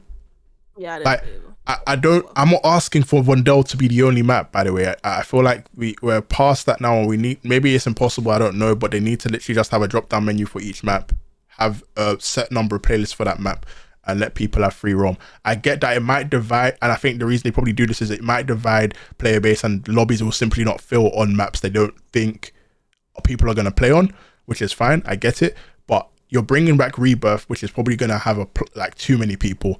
Your Vondel will still fill its lobbies if Rebirth is here. The maps you're probably more worried about are Fortune's Keep and Ashika, which again I understand, but maybe you don't need to have a quads on Ashika. Maybe people prefer to have trios and duos. Maybe that's a map that solos should be on. I don't know, but you guys need to figure it out, because having a period where everybody is literally waiting for the last week of a month to now jump back on Vondel quads because it's in a better rotation than anything you've had in the previous 3 weeks is criminal, no matter how much experimenting you want to do. That's just my personal take. You can take that with a pinch of salt, but that's kind of how I look at it. However, there is the obvious thing here, which is you guys did do something within the last 24 hours, which was the April Fool's mode, which I know everybody in the community welcomed with open arms, because you had a month of stale, like literally it's just stale. Like if you're not a competitor, so if you're not playing ranked, and if you're not somebody that wants to regularly, or you do regularly play pubs, but you don't play on the maps that have been advertised, and then more importantly, if you're somebody that's not having fun on the game because it just becomes so stale. You've given us something in the last 24 hours that everybody was actually happy for. I know I was speaking to Piggy about this before we ran the podcast, but I literally was watching somebody live, and you guys know Bella Grace, my homie over in Delirium. She was playing lockdown quads on Vondel because Resurgence just wasn't it. It's not been doing it for a while. And this is somebody that evidently has been a Resurgence streamer throughout the time they've been on Twitch, been a content creator. Now, obviously understanding that I went from Verdansk straight to Rebirth and I didn't really play a lot of Caldera and any of the other big maps that featured past that. I felt the same thing. It's why we didn't really want to play. So then all of a sudden, like I remember Warzone 2 when people were, I think when the golden sniper came, because of there were no one shot snipers, and everybody in the lobby is fighting for that one sniper, but it was fun because it's kind of the luck of the draw. You're either very lucky to get it or you're at a disadvantage. People weren't initially welcoming of souped up when you increase when you involve the boys. The whatchamacallit, the boys, yeah, like what's the integration, when you brought in the boys, like people weren't so welcoming of it at first, but then they played it and it's like, okay, hold on a second, these superpowers are absolutely ridiculous, but they're fun, and the chance of you being able to get one, you just open a loot box. I know if you're a loot box simulator, if you like playing loot box simulator on Vondel, you're rewarded. You get something. You might want to shoot a laser beam, or you might want to have an electric charge, or you know what I mean, there's so many different ways to kind of play the game in that sense. And I know that people look at it and well, that's not competitive. The game's not that mode is not supposed to be competitive. You're supposed to have a good time. You're supposed to have a bit of fun, right? It's why yesterday I was thinking the only way I can have fun prior to this mode coming out, the only fun I said I could have was loading up with an RPG and maybe a taunt for, because I'm done playing with meta guns. I'm done trying to like sweat out lobbies and drop 20s. I might just want to troll for a bit, because that's what happens when I'm on the other side of the foot. Like somebody else will want to now do that to ruin my game. Maybe I want to ruin someone's game for a game. Like, you know what I mean? So them introducing that game mode yesterday just told me like, yo, we needed this, but it'd be nice if we could have it for a lot longer than 24 hours. You know, I don't know if it's still being played right now. It could be. I might be very wrong. They might leave it open until tomorrow. But like just seeing the reaction to everyone. Yeah, just seeing the reaction to everyone now playing that, in my head, I'm just like, golden. Need to do that more often. So I'm welcoming of it, you know. But it, like I said, I feel like it needs to happen more often, especially if you're gonna have a poor rotation of playlists to do experiments. Give us something fun to play whilst you're doing that, please. But yeah, we're moving on, and I think only a few things here. So we've got a spy drone. Information that spy drones on unknown origin have been observed within the area of operations. This is only on Rebirth Island, by the way. Has resulted in a new contract to undertake. You and your squad are to locate the drones which appear to be gathering data at a specific destination. Head to the rendezvous point and immediately destroy them. Expect additional runs for neutralizing the swarm in a rapid succession. Ensure you inspect the vicinity for dropped armor plates, redeploy drones, and possibly an advanced UAV. So this is kind of like, it's kind of the opposite to, I know they're going to be, I know they've already informed us of specialists dropping on Rebirth Island from day one. It kind of gives you a different way to play, especially I feel like this caters towards aggressive players that want to get a few kills before they get an advance if they don't have the money for it. And then all of a sudden they just kind of rotate around the map and find whoever they want to kill. Again, it's an extra thing to do. Something extra. I don't expect a lot of people to do this, just because you can easily just steal it. Yeah, I wouldn't be surprised. Just shoot it down, sure. Yeah, there you go. Yeah, but it's nice to have another contract to do. Yep, because everything, like I said, it really like doing contracts. Yeah, like people really do play for contracts. I mean, for those that are looking for that extra XP, you know, completing contracts, this will be one of those ones that, you know, using advanced UAV and getting kills, or someone getting kills with the advanced UAV up, get you XP. So it might be something that you guys want to, you know, introduce into your rotation or the way you play the game. But yeah, no, it's another entry point. It's something different, you know. Also looking at the new mission contract of Resurgence Champions. Now, I'm just gonna go on a whim here, and I could be very wrong, right? But that skin looks crazy. What I was actually gonna say, and this is also on Rebirth Island. So we have a Champions quest on Rebirth Island, people. They didn't have one for Fortunes, just stating the obvious. We already know what that map is. Wait, what other map have they had it on? Urzikstan. Urzik, that's it. Wow, so the only other map was a big map. Yep. So we've never seen it on a Resurgence map. I mean, they've had the Champions quest on Vondel, but that was on the previous Call of Duty, so that's on MW2. They didn't have it on MW3. Yep. Oh, yeah. So the reason I said this might be a mad take, and I could be scrutinized or heavily targeted tomorrow, they have it on a MCW.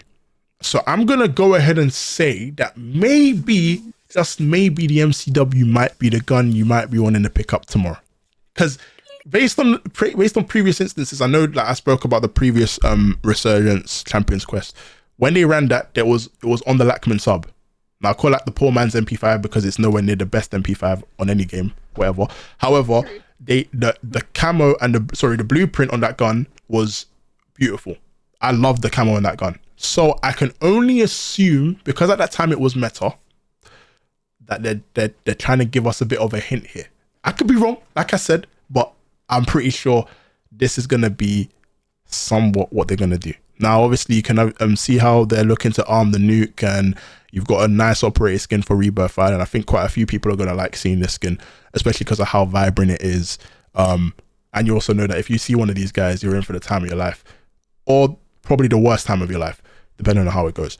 But no, it's good to see that they're adding yet another layer to Rebirth Island. Obviously we've seen it on Von Dell, we've seen it on Urzikstan, so I think they're just arming up for the other maps to kind of have a bit of a turn when it comes to nukes and whatnot. And ultimately, I think a nuke on Rebirth Island isn't that difficult if you play your cards right. So I welcome this new form of content for sure. Piggy, thoughts?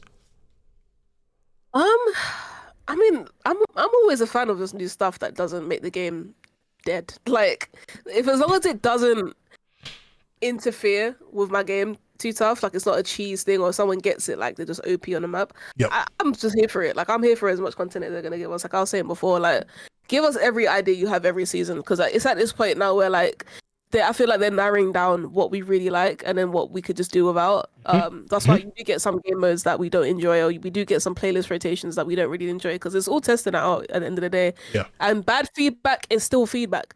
So Facts. even if you don't like it, that's still feedback that they need. So let them know.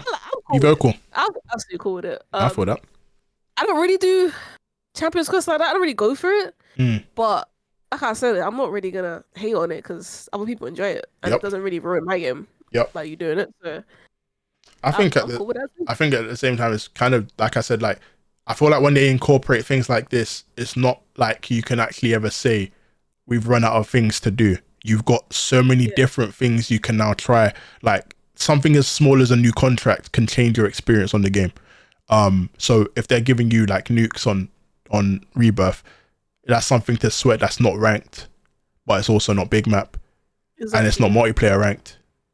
And I know we're going to get into multiplayer in a short while, but it's like there's literally so much one can do with what and we're only talking about Rebirth, by the way. We're not even talking about Warzone in its entirety. So in the back of my mind, it's almost like, wow, okay, what haven't they put in that we would like to put in for Rebirth? Because they've definitely got content for the next couple of seasons, right? Yeah, like they're not working on season 4 content now. They've already been probably working on season 4 content. So it is exciting to see, like, if they're giving this to us, and we're like, I don't know, maybe just over like a quarter to halfway of like the life cycle. What else do they have? Like, it's like, wow, you didn't even hold on us. Like, we had a whole Modern Warfare 2 season. You know what I'm saying? Think of ideas and like, give it to us in this game. Like, no, it's crazy. It's cool. I'd like it. I do like it. I like the changes that we're seeing, and the fact that, you know, we went from begging for content, begging for them to try new stuff, to us almost being like, we can't keep up with what we're getting. So I'm here for it. And even like the next thing on the new features as well, the biometric scanner. I had a little read of that, and essentially it's a scanner that basically goes active in the middle of the game. It's about 10 of them on the map. This is just a Rebirth Island only as well. Wait, am I bugging? Go to the scanner. Is this what I'm looking at right now? The squad rage? No. What? How far up? Wait, how far did I just scroll? Oh Jesus, I scrolled so far. Oh yeah, I think you're a bit. You're quite a far. Okay, yeah. No, yeah, okay, yeah. I scrolled so far. No, you're good. You're good. No, to be fair, that's what I'm saying. Like, we have got a ways to go. It's not a contract, but it's like a contract. That's why I think to it. But no, it is a new field upgrade. And this is arguably why I feel that stacking before was bad. It's about to get a ton worse, and I had to prepare you for this. So I feel like only I can take that responsibility in case you figure out you wonder why something is like so weird when people are, you know, setting their formations, whether they want to do Pythagoras theorems or algebra with their formations. But no, Squad Rage apparently is a new field upgrade that it's an enhanced version of Battle Rage. So effectively, if your squad are in the same vicinity, so if everybody is in this circle or this parameter, they get the benefits of Battle Rage, but as a squad. So it's kind of sick, like almost like saying, if for instance you have, I think if you're looking at the diagram that I'm looking at, I'm going to magnify this real quick. So Trio Squad Green has Battle Rage. So the squad player green has Battle Rage. So the blue player will be out of vicinity. So only the two get the benefits. Squad Rage deployed area effect opens up. So again, they're looking at the area in which they can use the effect in. and then purple if in range, blue is not, green and purple receive. Yep. So effectively how I explained it. So you have two within within this diameter, then you have somebody that activates it. Blue is still not in the diameter, so he don't get the benefits. And then once it's activated, purple and green are the only ones that seek the benefits, I suppose. So I would like to think this is going to help campers quite a lot, because they're not going to move away that far away from each other. And battle rage, which has obviously been seen as quite of a novelty ever since they nerfed it back in multiplayer, is probably going to be used quite a lot now. I'm not a fan of this, but I can understand why they would want to put it in, and that's to make everyone. They just want to make everyone angry. I can't lie. They just stole this shit from Apex. What the hell? This is ballistics. Oh, like, what? Sorry, I was reading this. I was just like, yep. Come on, man. Stop making stuff. But no, essentially, this is just your squad is on crack for a little while. That's literally what this is. Like, is it needed? Not really. But again, I'm not surprised they put this in. I'm gonna read this properly. Actually, hold on. So it says they get basically they stave off the gas. So no, basically, I'm guessing no gas damage. Right. For being in the gas. Yep. You resist the effects of enemy tacticals. So stuns and flashes, all of that doesn't affect you. Yep. Infinite tactical sprint, increased health and regeneration for the duration of the rage. So you are literally on your whole team. You're on roids. Like extra health. Yeah, you're on roids. You're a super soldier. Like it's like 3 juggernauts, but if your whole team is within the radius. So Call of Duty, what are we doing? Kind of cheesy. I'm not gonna lie. I don't really like it. I'm not a fan. I don't think it should be a thing. Call of Duty, why are we doing this? COD likes to give. You just gave power of friendship. They just gave power of friendship like a disgusting advantage. And the problem, the other thing is, it's in theme. The problem about this as well is that it can be bought at a gas station, like a buy station. They can actually buy Battle Rage at a buy station. The rich get richer, the poor gets poorer, the good players stay good, the bad players stay bad. And that is literally what this is. This doesn't close any gaps. This doesn't reward anyone but people that are already good at the game. Because if you got 3 people that suck, it doesn't really matter. Like, this is just going to make the sweats in your game that much harder to kill. And it's not very hard to use this. Like, there's not enough downsides or difficulties to get for the way that it can actually benefit you in a gunfight. This is ridiculous, in my opinion. The fact that they can't be affected by stuns and they have increased health, what's the point? To me, that's not competitive. Yeah, like, no. Like, this is crazy. Yeah, no. This is And you're gonna have, it's like stims, and you basically all have the effects of stims because you're gonna be quicker because your tactical sprint doesn't finish and you stave off the gas. So imagine 3 men just running out the ring, like taking no damage. Like I'm not sure about this one. I'm not gonna lie. I'm gonna start using Battle Rage and go berserk. It's time to actually have fun for once. Okay. Have to start running Battle Rage just to keep up. Yeah, fuck. Stims have just been nullified. I can't lie. There's no point. I think is Battle Rage a lethal? I think it's supposed. Oh wait, no, it's actually a field upgrade now. They've removed it as a. I was thinking a multiplayer. Have this. I mean, then you get rid of. Well, I mean, they technically got rid of Dead Silence and then put it back in the game without really anyone knowing. So I wouldn't be surprised if. Yeah, no, this is gonna be quite. Oh, bro, I don't know, man. Yeah, I can't lie. Out of everything I've read, this is the first like solid elf that they've done right now in these patch notes so far. This is like the most definitive. You should not have put this in the game that I've seen personally. Should not put this in the game. Didn't need it. Don't want it. Like, and the thing is, I'm saying this as somebody who is, I'm not bad at the game. Do you know what I'm saying? Yep. I can actually utilize this very well, especially with the people that I play with. I'm not saying this as somebody who's just gonna get shit on. Like, I'm actually like decent, so I'm not being biased. I will probably enjoy using this myself, because I can actually utilize it. But I still think it's hard to have it in the game. Like, you see what I'm saying? Like, it shouldn't be there because the people I know are gonna be so fucked with it. Yeah. It's gonna be fair. Like, it doesn't make sense. I feel that.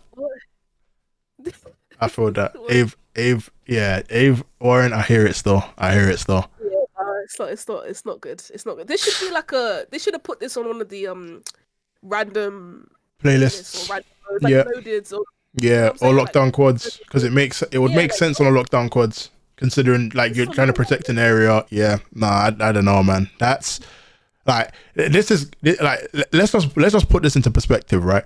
Let's say you have Biffle, Sage, and Shifty. One of them activates Battle Rage. You are like any squad within that vicinity for the period of time that Battle Rage is on. You just want to end your. I'm not even in GTA. You're gonna just end everything in GTA. You don't think that if you come up against Biffle, Shifty, and Hazoka all with this on, you're not taking them out? Like you don't think you can take them out when they pop this? You don't think we have a chance? So I'll show you. Man. We ain't got a damn chance in the world. We can't do nothing. I'm just gonna state for the obvious. This better not be in ranked. This better not, because you're saying they won't be together, right? They'll rarely be together. I hear it, but in ranked, where in the higher I guess the higher echelon or the upper echelon of the spectrum when it comes to ranked, if this is utilized, everybody's fucked. I'll be real. The examples I gave, they probably will only be together to troll. So they will be together, but yeah. after they get out of the system, they'll go back to how they normally play. But just the average pubs and ranked team in any resurgence like map are 100% using this. 1,000% using this. Yeah. In a hand holding metal. God. Yeah. Where have they done tough. this? It's tough. It's a slap in the face. So Team at Warren, you want to run this, yeah? Who's running the full dog grid? Which one of us? I like the new team. I'm not using Battle Rage. You guys can do it. I'm just gonna be. I'm gonna load this one up. You know, them one where it's just like, you know, where it's like, if you man do it, I'll do it, but I'm not the one that's gonna do it. Yeah. So there's that one, but then they've added a new utility called a utility box. So this is actually going to have plates and ammunition, which I think is a very good. I think they had something like this back in Warzone 1, where you had like that box that would react, and I think it would bite you. There was a box that would bite you, and then it would drop both plates and armor. Sorry, plates and ammunition. It was roughly around, I think it would have been around the Caldera period, where it was just a box that had teeth. I just remember the box. I don't know if anyone else remembers it, but I definitely remember there was a box that had teeth. And flashbacks I'm getting is from Harry Potter when he had that book and it had teeth and you had to I'm dead. Like, that's what I'm thinking about. I personally don't remember this, but I'm sure I'm just an anomaly. No. There was definitely, you know, I don't know if you remember where they had the blue shield and the red shield, or the blue and red sides. You had a side that you had to pick when you were opening boxes, and there'd be this one odd color box that had teeth. That's just how I remember it. Yes. Oh yeah, that's why. I'm dead. Sorry. But okay, cool. So, it's good to have that. They are purchasable at buy stations as well, so that's good. It's incredible. I'm not gonna lie to you, this is amazing, especially for big map. This is amazing. Yep. Absolutely amazing. A mobile buy station, and then you can have both. Perfect for regain, perfect for starts of games as well. It's just I think it's got very good multi-use, and although I know it's already available at Rebirth Island right now, I can't see it not being in Urzikstan in the future. We got a new. Gonna test that out. We got a new kill streak, or returning kill streak, and I know this was on Rebirth initially, but it's Foresight. So I remember using it on Verdansk not too long ago. I say not too long ago, it's been like 3 years. But it was evident that you could obviously see where the final circle was, and you can work through rotations. I think anybody here that knows about like rotations will know what Foresight actually is. Rebirth, well, do I think it's great? I think it's a good addition. Do I think it should be used in ranked? No, because it kind of, you know, it eliminates the element of surprise, where ranked should actually just have the element of you have to just work for your way through different types of rotations, as opposed to knowing where to rotate last. You'll pick your fights more wisely. It just eliminates the element of fighting, I won't say fairly, but like you know, it's like you're avoiding the inevitable, and people don't know what they're coming up against as soon as you open this. So yeah, point of ranked is literally, this is a skill that you're meant to exercise. Yeah. Even predicting certain rings or adapting to a pool that's away from you is literally what you're meant to be showcasing. So Yeah. this should never be in a ramp setting ever. I've always said that like this like kill streak always confuses me because I just don't think it should show you the final ring. I think it should show you like the future 2 or 3 max. Yeah, there should I be a don't limit. There see should every 100% be a ring. limit. Yeah. It I should show agree. you like 2 or 3 and that's it. Especially if it's a kill streak. That means you can get another one. So like you should have to get multiple to actually predict the final ring rather than just get it once and then you just have all of them. Yep. I never like that. But you know, some people just are really bad at rotating and they don't want to care about it. You know? Yeah. That's if it's only on pubs, we can get over it. We've had it before. Yep. But I just don't ever want to see this in a ranked setting ever. And hopefully we never do. So we're going to move on, and we have got a returning equipment, and we obviously know that specialist will be in season. Now, obviously you guys know at one point, if you landed at strongholds and you opened up this safe, you were given specialist, just like if you were to go to bio weapons as well. They also had an area where you could also get specialist.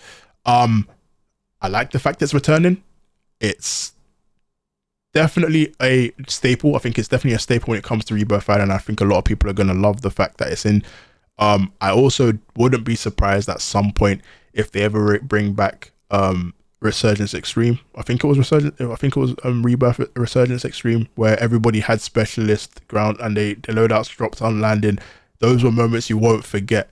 People then set PRs and they had a great time, and evidently it was just like you never have a dull moment, so long as you know your teammates want to stay alive. But at the end of the day, it was just a fun experience, full stop, with specialist, and I'm just happy to see that they've not forgotten their roots when it comes to Rebirth. Where I become biased. I mean, I become very biased too, because I always talk about things that are just cheese and like you get too many crutches. I love this shit. I'm not gonna lie to you. I flipping love specialists. Yeah. And it goes against everything I stand for when it comes to Call of Duty, but I don't care. Yeah. It's Yeah. fun as hell. Yeah. And it is OG like Resurgence. Like Yeah. that's what we know. Yeah, like exactly. Get that specialist package and you're just cracked. And if you die, somebody else gets it. And it's like, if you notice somebody's got it, like everyone's gunning to try and kill that person. Exactly. Like, it is really cool in game. It's a storyline. It's another storyline. Literally, just like as soon as you get it, it's almost like, oh my god, my whole life changed. Like that. This is a life. This was a Rebirth life-defining moment. So it's almost like, cool. As soon as you get it, you know you're gonna have Ghost. You know you're gonna have Battle Hardened. Like you can jump off top of buildings, so you know you've got Mountaineer. You know you've got Cold Blooded, so you're not gonna get tracked. Like there's just so many, and you know that it's like generally you are invincible. So like all perks 1 through 4. Yeah, you get Battle Hardened, Double Time, EOD, Focus, Irradiated, Mechanic, Mountaineer, Scavenger, Shrapnel, Sleight of Hand, Spotter, Strong. That's perks 1 and 2. You get all the perk 3, so that's Cold Blooded, Escapist, Payout, Primed, Quick Fix, Resupply, Stalker, Survivor, Tempered, and Tracker. And then perks 4, Bird's Eye, Combat Scout, Flex, Ghost, High Alert, Resolute, and Shrouded. You get all 4.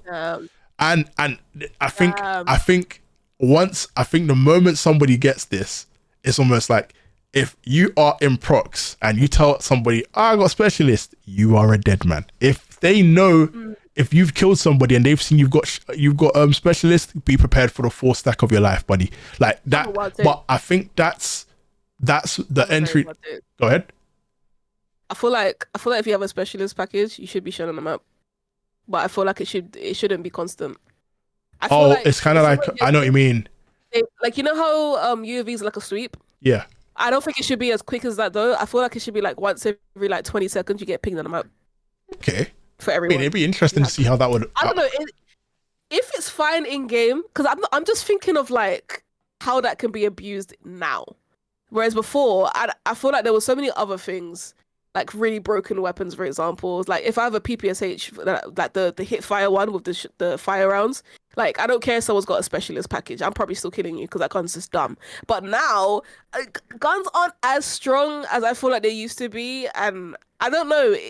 I feel like it could probably be more of a unfair advantage nowadays. But if it's not that deep, like if we're playing it out and we're finding that everyone that has this package is like, they're still good, but it's not making that much of a difference, then we don't need to do anything. But I'm just playing devil's advocate here and thinking, if there is a case where people start thinking this is actually broken and it's a trend that anyone that ever gets this just starts frying the lobby, a way to balance it is to show them on the map like once every 20 seconds, so everyone's like, oh, there's a specialist person, but only like like every 20 or so seconds. It can't be too quick because then it's just like it's just a death flipping wish. Like it's not that good to where if 3 teams are pushing you, you're gonna die. You know what I'm saying? And then it could just ruin your game. So they have to still make it attractive for you to get, but then they have to make it so maybe everybody's kind of gunning for it, and there's a way to know where they are on the map, but you can still move around. So once you get pinged, like just reposition. That's just like in the future. Like if it's not a problem, if it's a problem, sorry, if it's not a problem, then we don't have to worry about any balancing stuff. But no, I thought that. I like to think of stuff ahead of time. Yes, sir. And then, this next was what I was talking about. And then we've got a bunch of they said an updated movement. So quiet gameplay comes to Rebirth Island. I feel like that's going to divide opinion anyway, because obviously if you can swim on the outskirts and use so this wasn't here before. But they are bringing in okay, so Ocean was pretty much out of bounds. I seem to recall that there was this one clip that got like 79,000 views over on the friend's channel where I bought loadout and it ended up in water and it was gone because we can't jump in water. As soon as your feet touch water on Rebirth, you're a dead man, right? So I like the fact that now they are allowing you to kind of have that element of out of bounds, but at the same time, I feel like you're gonna find quite a few piranhas and people that are generally just gonna be happy to be in water. Which, for the life of me, if you want that, find a swimming pool simulator and have fun on that. Don't do it at my expense of enjoying the game that I love to play from Monday to Friday. But yeah, like I said, it's going to divide opinion. I don't think there's a necessity to have it on the outskirts. I'd like to have it more central. So if there is a water period, like a water area on prison when it does collapse, great. Like let's see how that plays out. But yeah, they've got new features in terms of biometric scanner, which I think you were talking about. Yeah. So essentially, there's 10 scanners on the map. When you go up to it, it basically identifies you according to your I think it shows you your operator name, your clan tag, and your access level. Okay. So they basically it's literally like scanning your actual operator, your character, your stats almost in game. Yep. And then they'll give you a key card with a specific rarity. So it'll go from bronze all the way to Orion. Yep. So there's 6 different rarities, and depending on that rarity, you then take your key card. And it will basically give you access to a variety of things. So at bronze level, you get like random ammunition, cash, armor plates, lethals. But if you go to like further down to like polyatomic and Orion, you might even get free equipment from the buy station and weapons. So like it's kind of cool. I'm not gonna lie. I feel like I just want to know if it actually takes like stats into consideration or if it's random. Like I don't know if they're actually taking like your anything like that. Like if you're like a sweat, you just automatically get Orions, and then you can just get like anything from the buy station and a weapon for free. Like I don't know how they do it, but I do like that aspect of it. People being like, well, what key card am I gonna get? It's like, oh, it's gold, and you're like, okay, cool, that's not bad. Or how gas you'll feel if it's like an Orion, so you just got like a free UAV and a free weapon from the buy station. Like that could just be something cool for people to look forward to and to do on the map. Again, I think it's worth it too. I think that's another, like, I know we keep touching on to the term storylines, and if you guys are following the Too Good Cast over on Twitter, I know you guys will know exactly what we're talking about. But it gives you another way to play the game and still feel like there's a reward behind it. Of course, most people are going to look at it from a perspective of, just being able to just win the game, have a victory. However, some people will be on there for completely different reasons.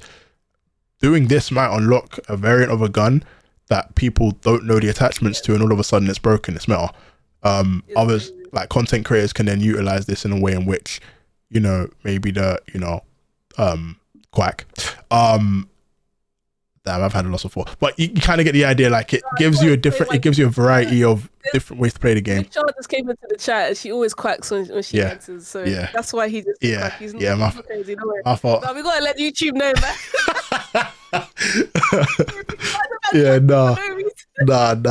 I'm hey, listen, if you don't want to come back and ask me why I quack, you can come into the Too Good Nation and vibe out while we are live. Ultimately, until you do that, it's redacted. Like I said, it just gives you a different level of I guess intrigue, but also you're welcome to a different kind of way of playing the game. So like some people play for wins, some people play for kill races, some people play for lore. This is one of those things. So I actually welcome the addition of it. much like I do welcome the addition of variable time of day. Now, initially, I actually liked Vondel at night, right? I also liked clear skies in Vondel. What I didn't welcome I love that. I have no idea why on earth they forced fog on Verdansk. They forced fog on Vondel. They forced fog, fog has no, like, when they even did it in Warzone 2, and mind you, I didn't play a lot of Almanzora, right? But when they forced sandstorms, I just said to myself, this ain't no what do they call that? There's like goes to Tsushima or Final Fantasy or all this other stuff that have to have an immersive story. This is a massive multiplayer game. This is an online shooter that people clearly need to have visual clarity on, and you're throwing. So bad. You know what I mean? Like, bruh, relax.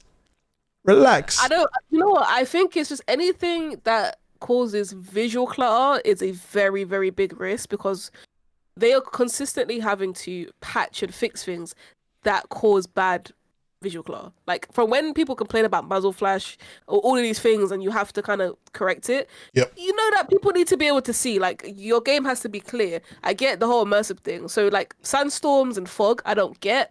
But I do like things like nighttime, for example, isn't necessarily visual clutter. It's just at night. It doesn't necessarily obscure your vision. It's just a different time of day. Even little things like, I think they can make rain work, because there's a lot of multiplayer maps we've played in the past where we've had rain. Like, I forgot what map it was. It's actually on a ship. This is a very OG map as well, and I'm going to kick myself for not knowing it. Like, raining on the ship. I think it's a cargo or something. I don't know, but it's not. Well, I mean, it's technically where shipment comes from, right? Yeah, but it was called something else. It's old school, like old school. It might be cargo. I could be wrong. Yeah, there's quite a few places. I mean, there's quite a few instances where rain has actually come in. Wet works. I think having rain would be cool if they can implement rain and combine that with audio cues. If there's puddles and someone walks through it, it's vividly heard. This is yes.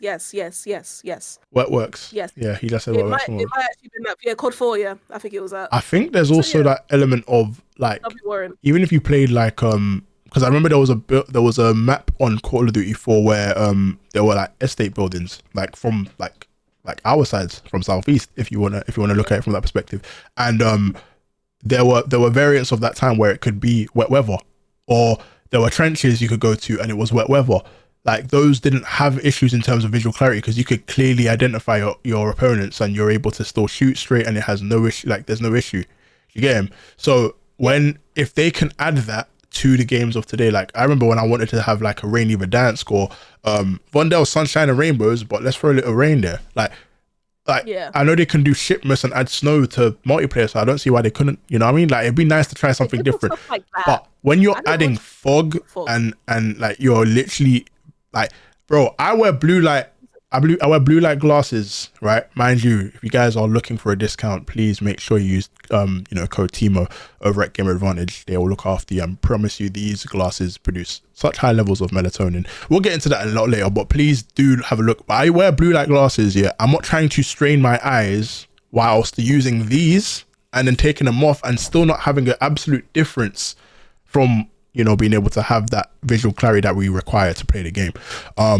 But Call of Duty like to make things hard for us, so I can't exactly say that you guys, I know you guys will pretty much agree when I say that fog needs to go, but clearer skies definitely need to be a main staple of any resurgence mode or any big map mode to kind of make any sort of any sort of progress that we need to have on big map. I know Piggy's kind of left us briefly. She will be back momentarily, but I can then talk about smart displays, which I think is actually quite interesting. Oh, she's back. Oos. Sorry, I got hay fever's kicking my ass already. That's okay. April. It's the second day in April. I understand. British summertime will soon be here, so you got to prepare your nose and your eyes, and more importantly, just that pollen can do a mad thing. But yeah, it's interesting because I've seen smart displays in Apex. So the fact that we're seeing smart displays now on Rebirth Island is actually quite interesting. This Um, is the best beat in the world, bro. he's Sorry, motherfucking back. No, you're good. I was Neens, how are you doing, Queen? Thank you so much. Missed you too. Thank you for your message. Smart displays. So bolted on both exterior and interior walls. 10. Damn. Okay, hold on. I'm having a blonde moment, guys. This is my first stream back in 2 weeks, and everyone seems to they've be. got smart displays. Basically, your stats. I'm guessing this is just for like, I don't know if it's kill leaders or people with high stats or whatever get displayed on the screen and on the map. It's, in a nutshell. Charles gonna be sorry. Oh my days. What does it say? That I can't even. Yeah, my eyes. Okay. Yes. So actually, that's they may have guts, but we have the lead to fill it. Pause. Okay. Gentlemen. Only on live episode. Call of Duty. Oh, cool. That is a mad wise statement. We need to have. I don't even think I want to have a conversation about this one. But yeah, okay. Well, I like the idea of smart displays. I think. You got it wrong. Well, I got it wrong. Sorry. It's actually for operators who have secured the scanners, the key cards that we were talking about. Will be displayed on these big screens, as well as this very specific operator called Demon, which I'm sure, God forbid, which I'm sure will be. I think, is that already available to purchase from the store? This operator? I'm not even sure. Let me check. Although I do have quite a few things that we need to have a look at. This might be one that they bring out with season 3. Either it's already out or it's coming out. I believe we do have we have quite a few things that we do need to also have a look at after this returning features list that are on Twitter, I do believe. So we got a lot of things. We still got quite a bit. We're gonna try and get everything as much as we can. A little bit, guys. Yeah. But so basically, essentially, that's what it is. If you get a key card, or if you're using this specific operator, you will be put on the big screen. So if you are doing these extracurricular activities around the map, you might not always be stealthy. They might just put your face up on there and just say, "Ooh, wait, no! I'm just deep in it." So the demon operator isn't actually an operator.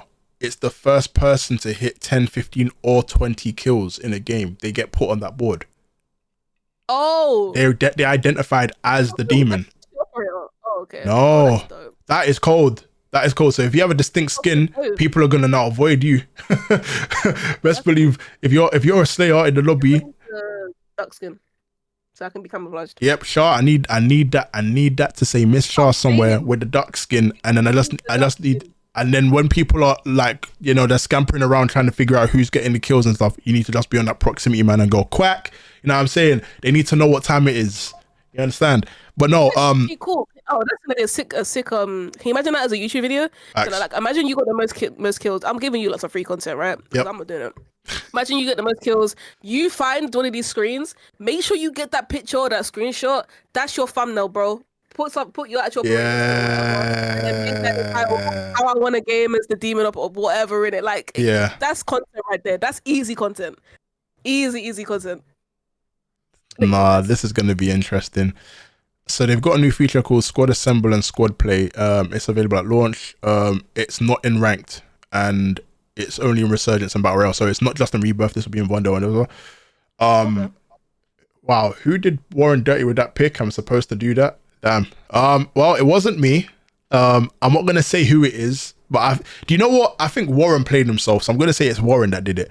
Anyway, the squad that stays together slays together. Oh hell no. Oh okay. Well, I'm sorry. I just read that and I just had flashbacks. So it says the squad that stays together slays together. During the infill of Resurgence and Battle Royale, expect to earn match rewards if you land near your more enthusiastic teammates who lead the way. When active, you'll receive a message to land with your squad to earn bonuses. This is purely optional, though you may find staying closer during enemy encounters helps your overall team dynamics as well as getting those W's. So they've got a few spots here. Landing for squad falls, half squad. Okay, cool. So basically, depending on where you land, if you land together, I think you probably get better loot. So full squad landing quads, all 4 operators landing ready overlap with at least one other. Okay, it doesn't tell us what the in-match rewards are. Okay, it does actually. Yeah. Did your team successfully land together? You'll know if you did. If you're awarded XP, cash, and even a special supply UAV with legendary personnel and loot caches. Okay, so it's not that crazy. I mean, you don't have to do it because what they give you isn't actually that great. Yeah. But I'm more concerned with the fact that they put this in because it's just telling me that they're just promoting the hand holding culture. I agree. They really want squads to run around together in this game. But you've got that, and you've got the field upgrade that affects your whole team if they're in the radius. Like, I really like the attitude. I think that they're going with. I think this could play into our hands though. Yeah, like it's fine. I still think it plays into our hands because teams that stay together also get slain together. Like they're all gonna get dropped. They need to somewhat get dropped. They got the field upgrade. If they've got but how?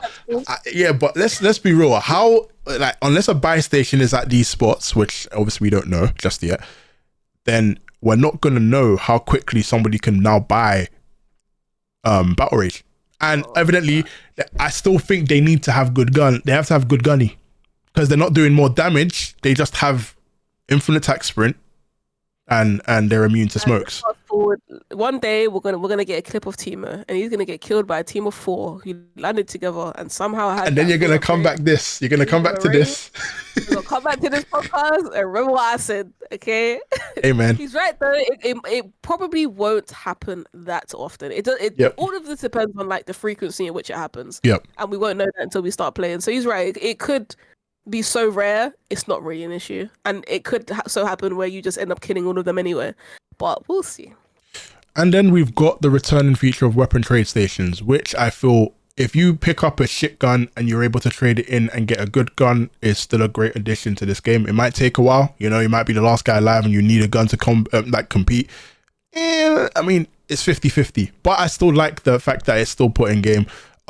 It can, you know, help, especially if you've got a grey weapon, you get a green weapon, you get a green weapon, you got a blue weapon. Like, it's tit for tat, but it does, I think it's still a good addition to have in the game. I don't think we need to go too far into that. I think it's just based on where it's positioned and whether there are any loot caches and stuff in the air. If there aren't, then you're gonna have to, you know, really grind. Trading a pistol and getting an AR, you're good. Just don't let it be a shit AR. Unsubstantiated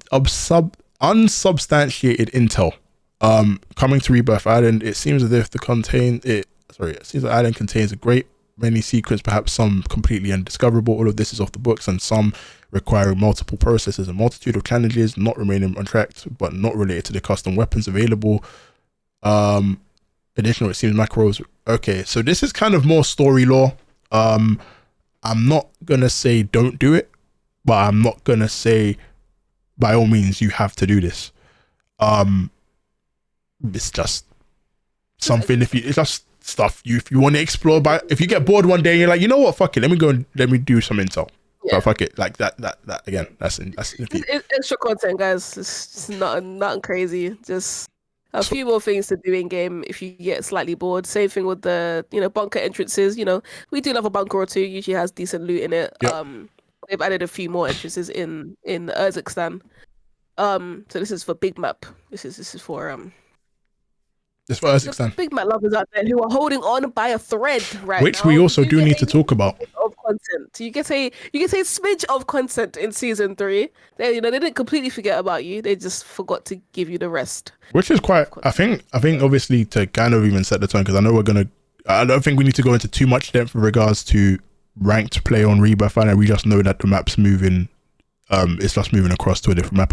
I'm hoping they do make a few changes in regards to SR and all that other stuff, but we'll have to look and see if they actually do anything. Big map. I mean, our very first game was a win. Me, you, Shah, and Warren. Anybody that was here will remember how great of a moment that was, and some of the crazy plays that people were making with vehicles, trying to run people over. I'm looking at the person right now.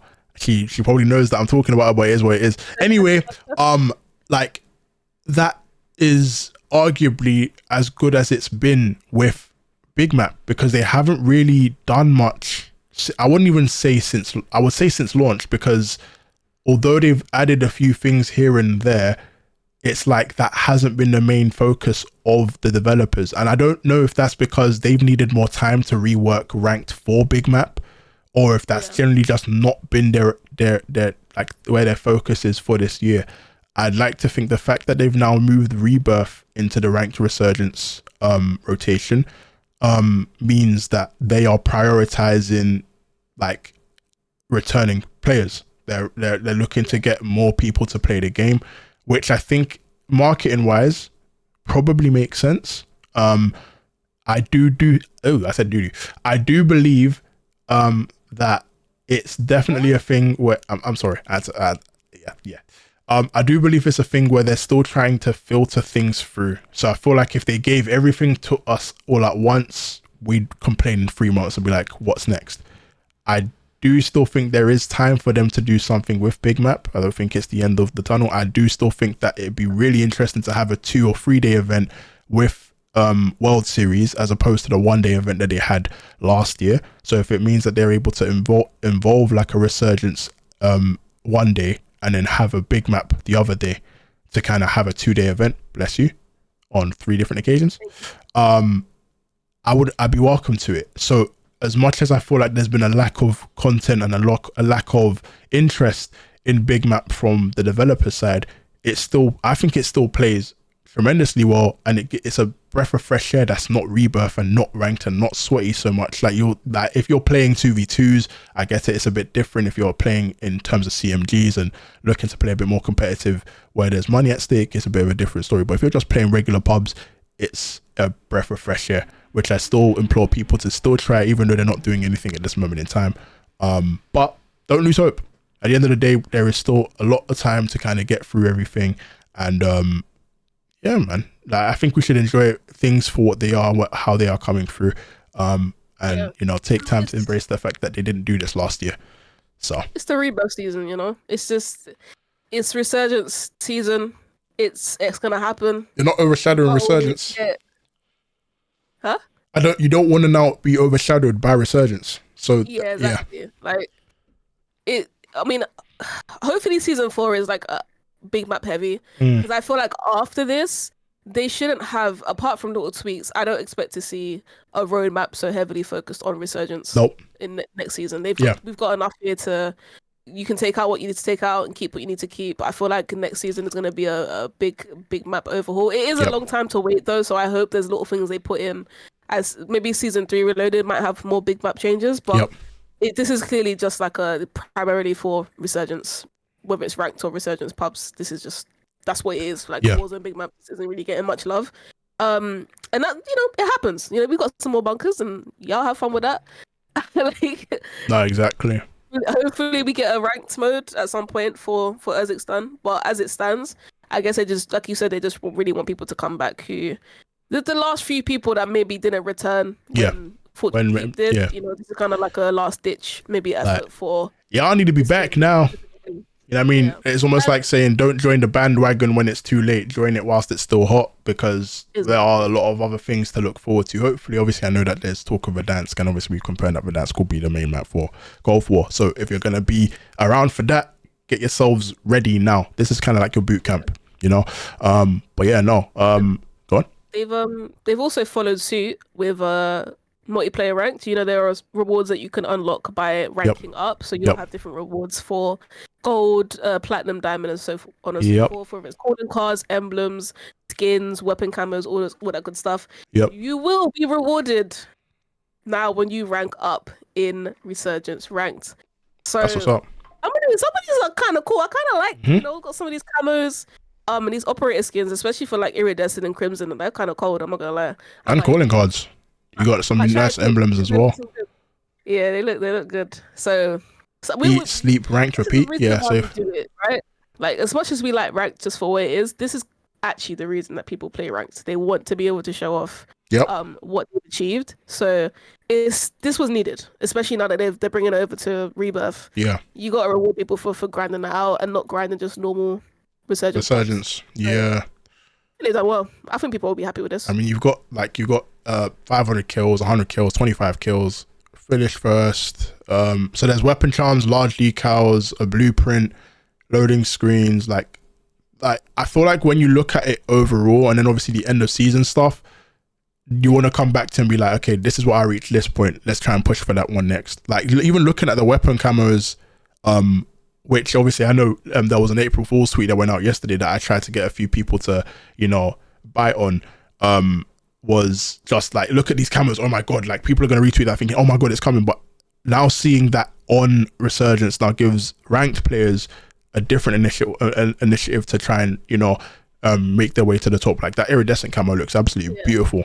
I arguably think it looks better than the top 250 one, but obviously people are going to still try and grind for top 250, like irrespective of what benefits they get from making it there. Crimson looks nice, diamond looks nice, even platinum looks nice, you know. So I think 250 looks way too close to gold. They should have. I don't know what they could have done. They should have done. Inverted the colors maybe, so it's more gold than black. Yeah. But yeah, you wouldn't really be grinding top 250 for the operator camo. It's more so the calling card, the emblem, and I think that's a weapon camo. The weapon camo looks cool. So yeah, I mean, what's your favorite? I'm gonna say iridescent. I feel like iridescent's always gonna be my favorite, just because like I know what diamond looks like and I know what crimson looks like. But those emblems and that skin, along with the operator, just look, yeah, man. Like I can tell you sweat your balls off, you know. But more importantly, like you look good. You look good for doing it. You look good for doing it. You know what I'm saying?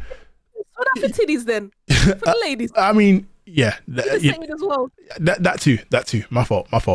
But yeah, no. So obviously, in terms of looking at the different division rewards, you know what you get based on the images that are being displayed here. I won't go into Warzone Mobile because obviously, guys, we do cater towards Warzone, but mobile is very new. And the content being released for mobile is pretty much day and night the same as what we have on regular Warzone, maybe bar a few different things. Mobile update, they have everything we have and everything we don't. They're up. That's the update. That's the best way to kind of look at it. They're eating right now. But just I cannot effectively finish Warzone without looking at this real quick. I am going to switch screens, but I will be switching back. Our friend Charlie Intel has been tweeting quite a madness.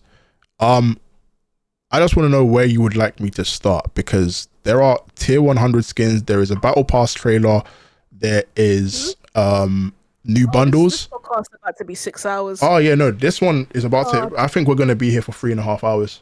And I don't mind that. I mean, people looking at Warren's face like that for the last 3 hours, great job. I really do appreciate you guys.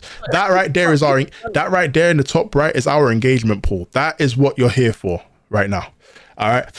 But no, so we've got a battle pass trailer, which I think would be nice. I mean, it's only 47 seconds, but I do think it's Let's run it. Give me 2 seconds. I can actually switch screen for it.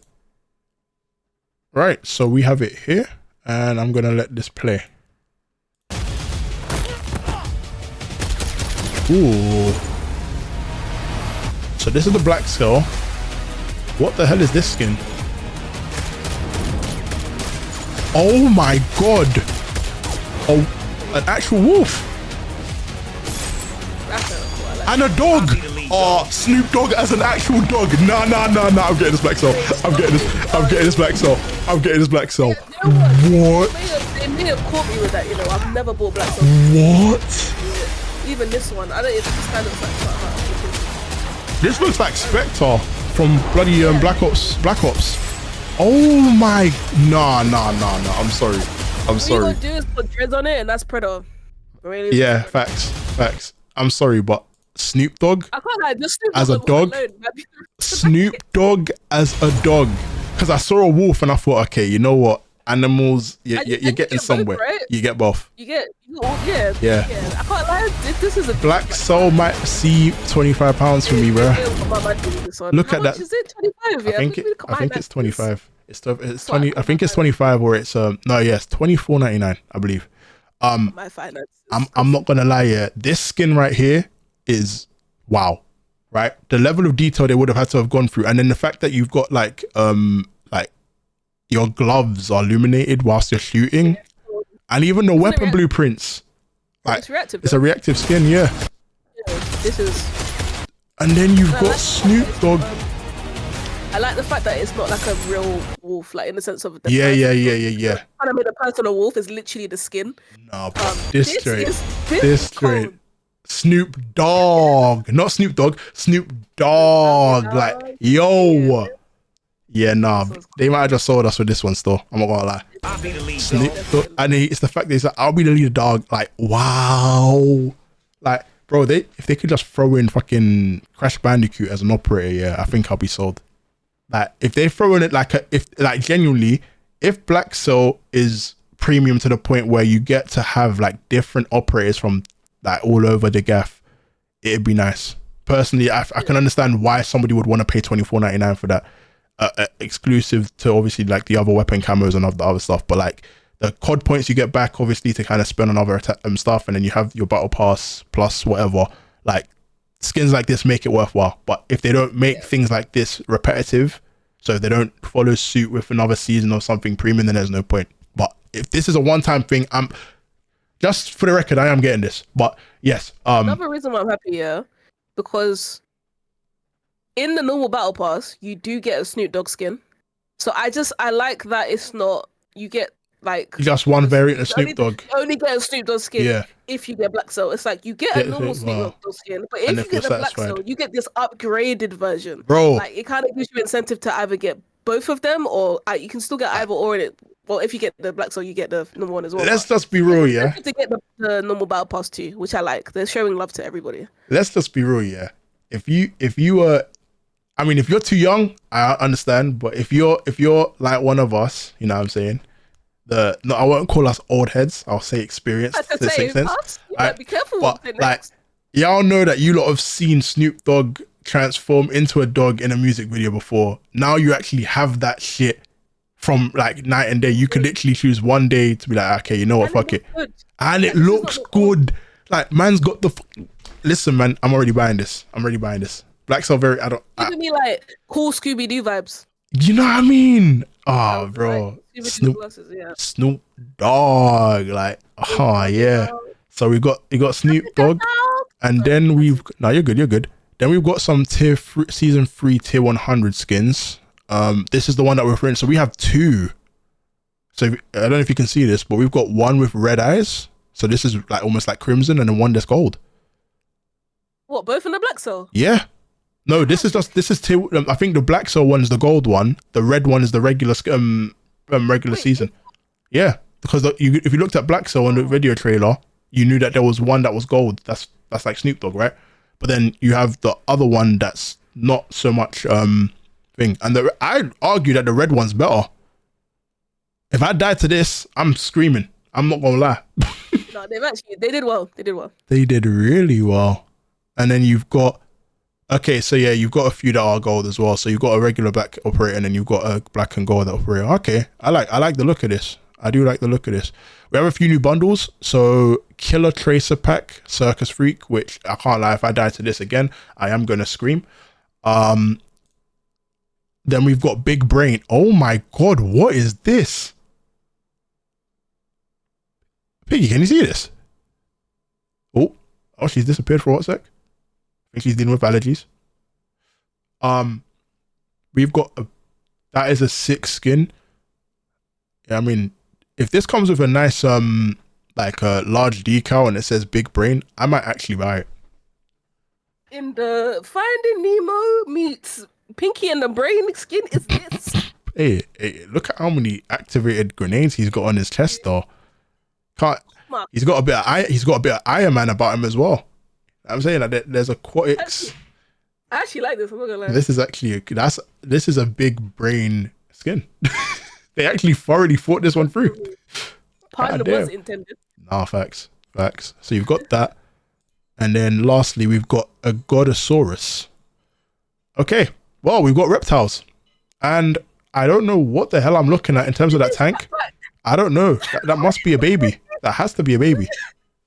What the heck is that? Must be the next version. The next in line. The next air. Get that shit out of here. I'm dead. That one I won't be buying, but I do think Ooh. Oh my god. Now this is I think these slap the fucking Vanguard versions out of the park. I'm not in the mood, man, because all I'm just seeing is money flying out my account. Yeah. This is supposed to be no spend April. So what's going on? April. What am I to do? Mayday. Mayday. He wants it to be made before it's even April. But no, so we've got. Oh, hold on. Hold on a second, guys. They are trying to take my money. Like, this is not okay. In the same season. Anything with pink calls my name. Like, listen, I don't know. They've just been putting their foot in these operator skins recently. I don't know if they got somebody new on the team or if somebody got a pay rise. But whoever does the cosmetics and the skins, they've been having a good year so far. Like, this is a tracer pack, and it's like, I know Godzilla's obviously, if you like it, I can't lie, once you've watched a movie, you'll understand why this is so fucking compy, by the way. I watched the movie on Saturday. I would advise anybody that hasn't watched it, go and watch it, because this skin, beautiful. This skin, I'm not really a huge fan of, because I just didn't like Scar. I didn't like Scar King, but that's just me. But I can understand. It does look cool. I like the innovation behind it, because it actually, like, the facial structure, it looks similar to Scar King. I'm not gonna lie. Ultimately, I don't know what the color will look like in broad daylight, because obviously this is quite red and it's not outside, but I'd like to think it's still something that has an element of camouflage. But then we're looking at, oh, now I know this one you're gonna stick out like a sore thumb, yeah, but I can't lie, that weapon camo for that variant, and bless you, and then the fact that I know who this is in the movie just says, hello, bro. All the female skins look cold. Bro, yeah, they did really well with Godzilla. I can't lie, they did very, very well with Godzilla. What else have we got here? It's almost not giving Godzilla and Kong. It's giving like How to Train Your Dragon, mystical. Yeah. Like, do you know what I'm saying? Like, it's giving something just more intriguing than just a dinosaur and a flipping ape. I'm sorry. Yo, this is sick. I can't go over how cold this is, because like Piggy said earlier, we've obviously got the regular Snoop Dogg in the regular battle pass, and then we're rewarded for the black cell with. Look at the gift. God damn. Sorry, like, yeah, look, you can't even ignore this. That's what I'm saying. I was literally just talking about this. You know what I'm saying? Like, it's just, yo, like they did really good this season. Like, we've said this so far every roadmap that the skins have been amazing. How do you keep getting better? And they just do. Like, I can't fault this at all. Nah, it's crazy. And then they've got a new Cheech and Chong bundle, and they've got voices, and this looks cold. I'm not gonna lie. This looks super trolly. I like it. Like, do you imagine if you're a duo playing quads and you're just around just voice acting and confusing the hell out of people on whatever map you play, and you've got these two skins? Like, bro, that is content gold. That's actual trolling to the, like, I could see someone like Amin running this skin. Oh yeah, facts. Like, it would be so funny if you had a partner in crime. You know what I'm saying? Like, it's just Hutch vibes. Yeah, man. I like it. Yeah. This bundle's going to be interesting, and they've got some colorful gun variants as well. I think that's the Bass B, if I remember correctly, and I think that's the they'll be interesting. Tubi Corey wearing that would be funny. Yeah, no, I can't lie, it'll be very funny. Like, nah. Everyone at your favorite duo.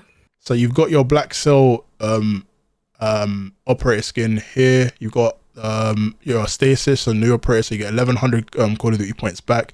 You got a Bass B tracer blueprint, skin with a death effect on frag grenades, 20 tier skips, 6 tracer weapon blueprints with death effect, which I believe have the Moors, and they're gonna have a sniper as well. So it's Moors is obviously a sniper, but there'll be other snipers in there. I'm hoping that Bao 27 has some sort of interaction with this when they do a reloaded or whatever. But this is looking good. This is looking really good. This might be the first Black Cell I've wanted to buy all year. And then everyone's still gassed about the Snoop Dogg skin, of course. But I think that's gonna wrap up. That's gonna wrap up Warzone. Which that's a W fine though. Like, keeping an eye on the TL, because yes, Yes, you gotta stay up to date. You gotta stay up to date for sure. But we do have some multiplayer to have a look at. I just want to have a look at. I know they've got a launch recap. Do you want to do multiplayer now or weapons? Because we just did operators. That's operators and more true. Okay, let's run weapons. Let's run weapons. Yeah, because the weapons are gonna I think, really play a big part in Rebirth. I think we were talking about it earlier as well. And yesterday even, just about how. No, yeah, we were talking about it earlier, just like how there's no meta. And there's no better time to have like a fresh set of weapons where people aren't being stubborn about trying new things. I mean, I'll let you start us off actually, because I know you were excited about maybe a gun or two in here. Well, yeah. I mean, obviously you can see the picture on my screen right now is showing you guys the FJX Horus, I believe it's called. I'm not sure. FJX Horus, which is going to be available on Battle Pass Sector 8. So if you do get a if you do get the black cell, you'll probably have this immediately.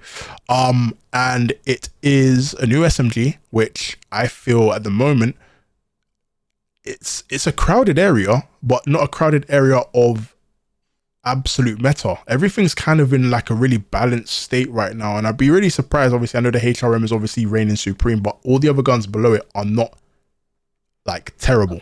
They're not far off it. I'd only say the Rival 9 is probably the only one that's not up to scratch, but I feel like, again, an update to that could change the whole dynamic of how the game is played in a sense. So it is nice to actually see another SMG obviously enter the category. They do describe it as an ultra compact SMG with best in class CQC. I don't know what CQC stands for. No, I don't know. Close quarters combat. Oh wait, yeah. I would like, I mean, you were, I would say close quarters combat. Versatility is the name of the game with this machine pistol SMG, a favorite of those who like to pack a punch on the run. This weapon was an incredible fire rate and class. This looks interesting. It looks interesting. It's Uzi, isn't it? I mean, it's looking like a. Probably gonna have what should have really bad recoil, really bad damage range, but insane fire rate and sprint to fire speed. So it's increased fire rate and class leader mobility and handling help mitigate. Yep. So the handling helps mitigate the recoil control. So it's gonna have quite a brazy recoil control. So I hope you guys are ready.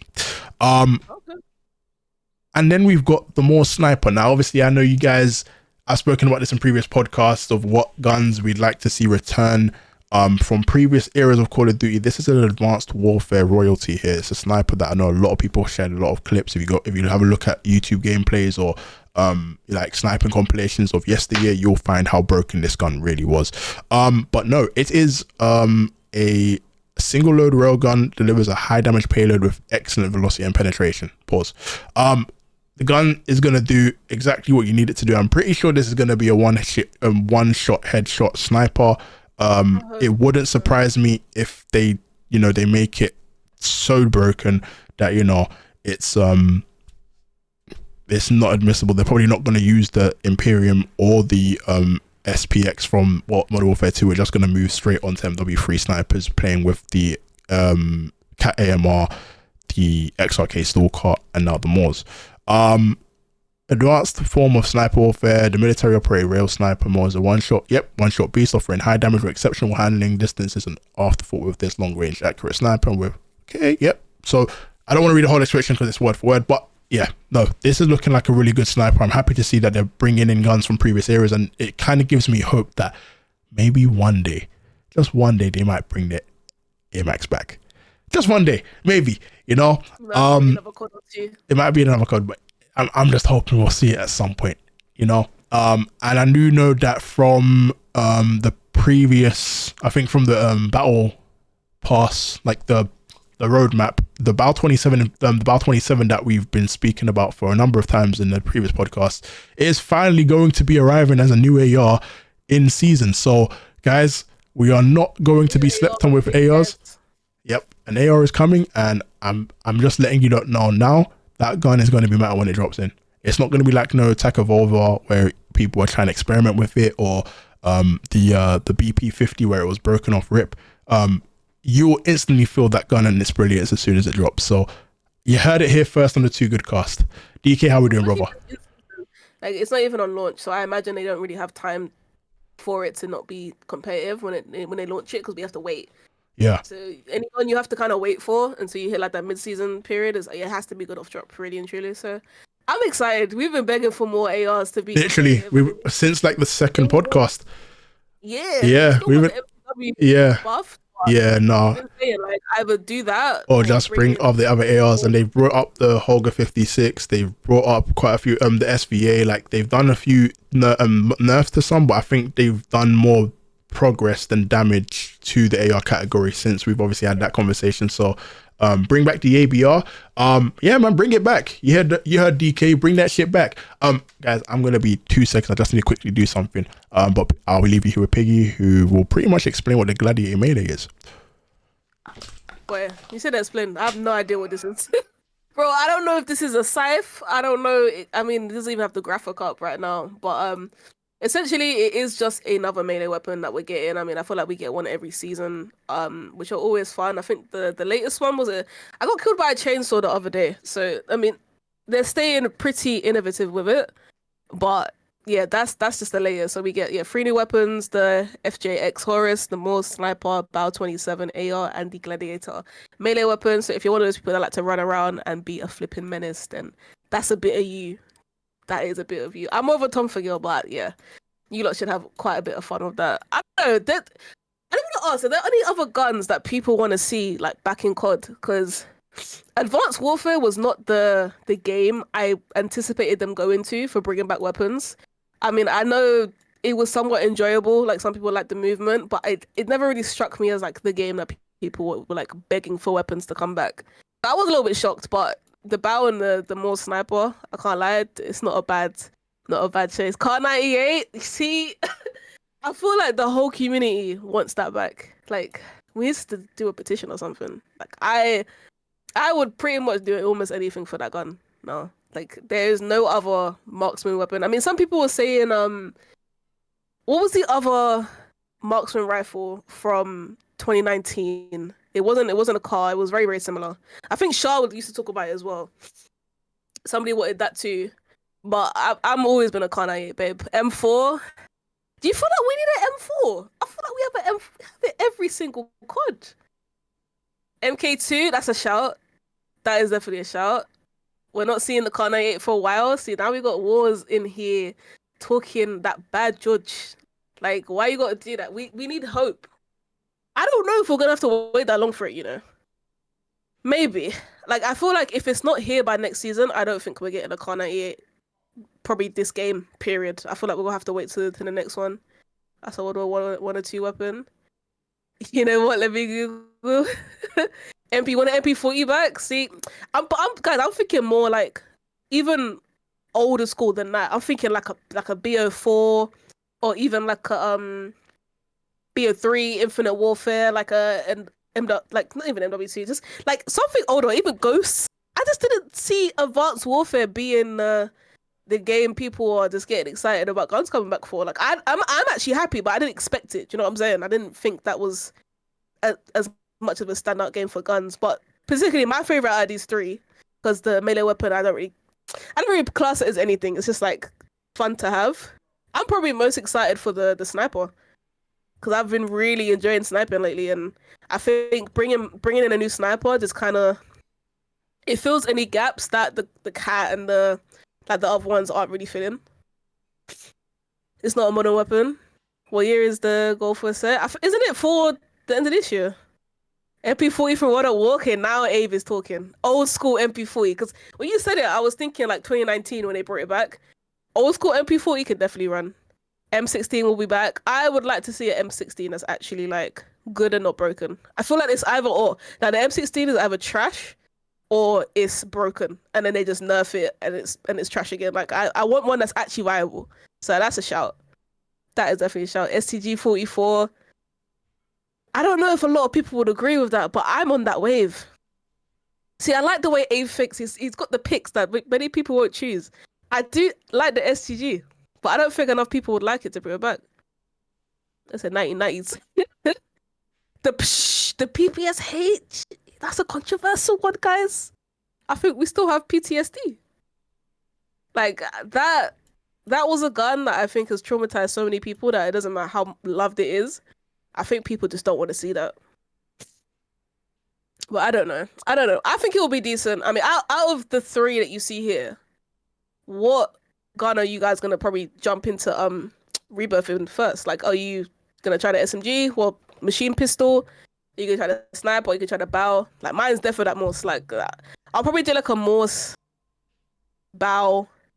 Those are the two that I'll probably try and make a really good class for. And then I'll just take somebody else's FJX, like, loadout. Yeah, People's Age was crazy. Favorite type of guns, SCG, AK, AMAX. Yeah, A's an AR guy. AR heavy. But yeah, I'm intrigued. Like, it's always a good time when they add new weapons. Like, the Ram 9 is still viable. Like, I can honestly say the new guns that they've put in, for the most part, are still viable. Like, they don't just kind of like get brought in and then they're put to the back of the weapon class. Like, the Ram 9 still gets used. The HRM still gets used. Like, I mean, things like the Evolver, obviously, we don't really see that anywhere. But I feel like enough of those guns are still used now to where, like, it won't be a waste. I feel like at least 2 of these are going to still be meta. Like, I don't see them bringing out a bad sniper. So I feel like that's going to be meta. Or at least viable. And then I feel like the AR is actually going to be really good. But yeah, I don't know. It should be fun to see. It should be fun to see. I would change the graphic, but I can't. You lot are stuck looking at that. I would go through the new perks, but Teamers got y'all stuck on the screen. So whichever one is meta. See, I'm on DK's wave, man. You lot tell me what's meta, and that's what I'm using. That is legit what I'm using. But yeah, overall for Warzone, I feel like we have a decent amount of content. Like, I am quite sad for those that like big map. We obviously mentioned it before, but there's literally, y'all got new bunkers and that's it. Like, there's not a lot of content for big map coming out in season 3. I hope it changes. Like, I hope season 4 is maybe the reverse. So like season 4, we get all the content. For big map, season 3 is just like resurgence heavy. It seems promising. It does. Like, I feel like there's enough content to keep us until Reloaded. Even past that.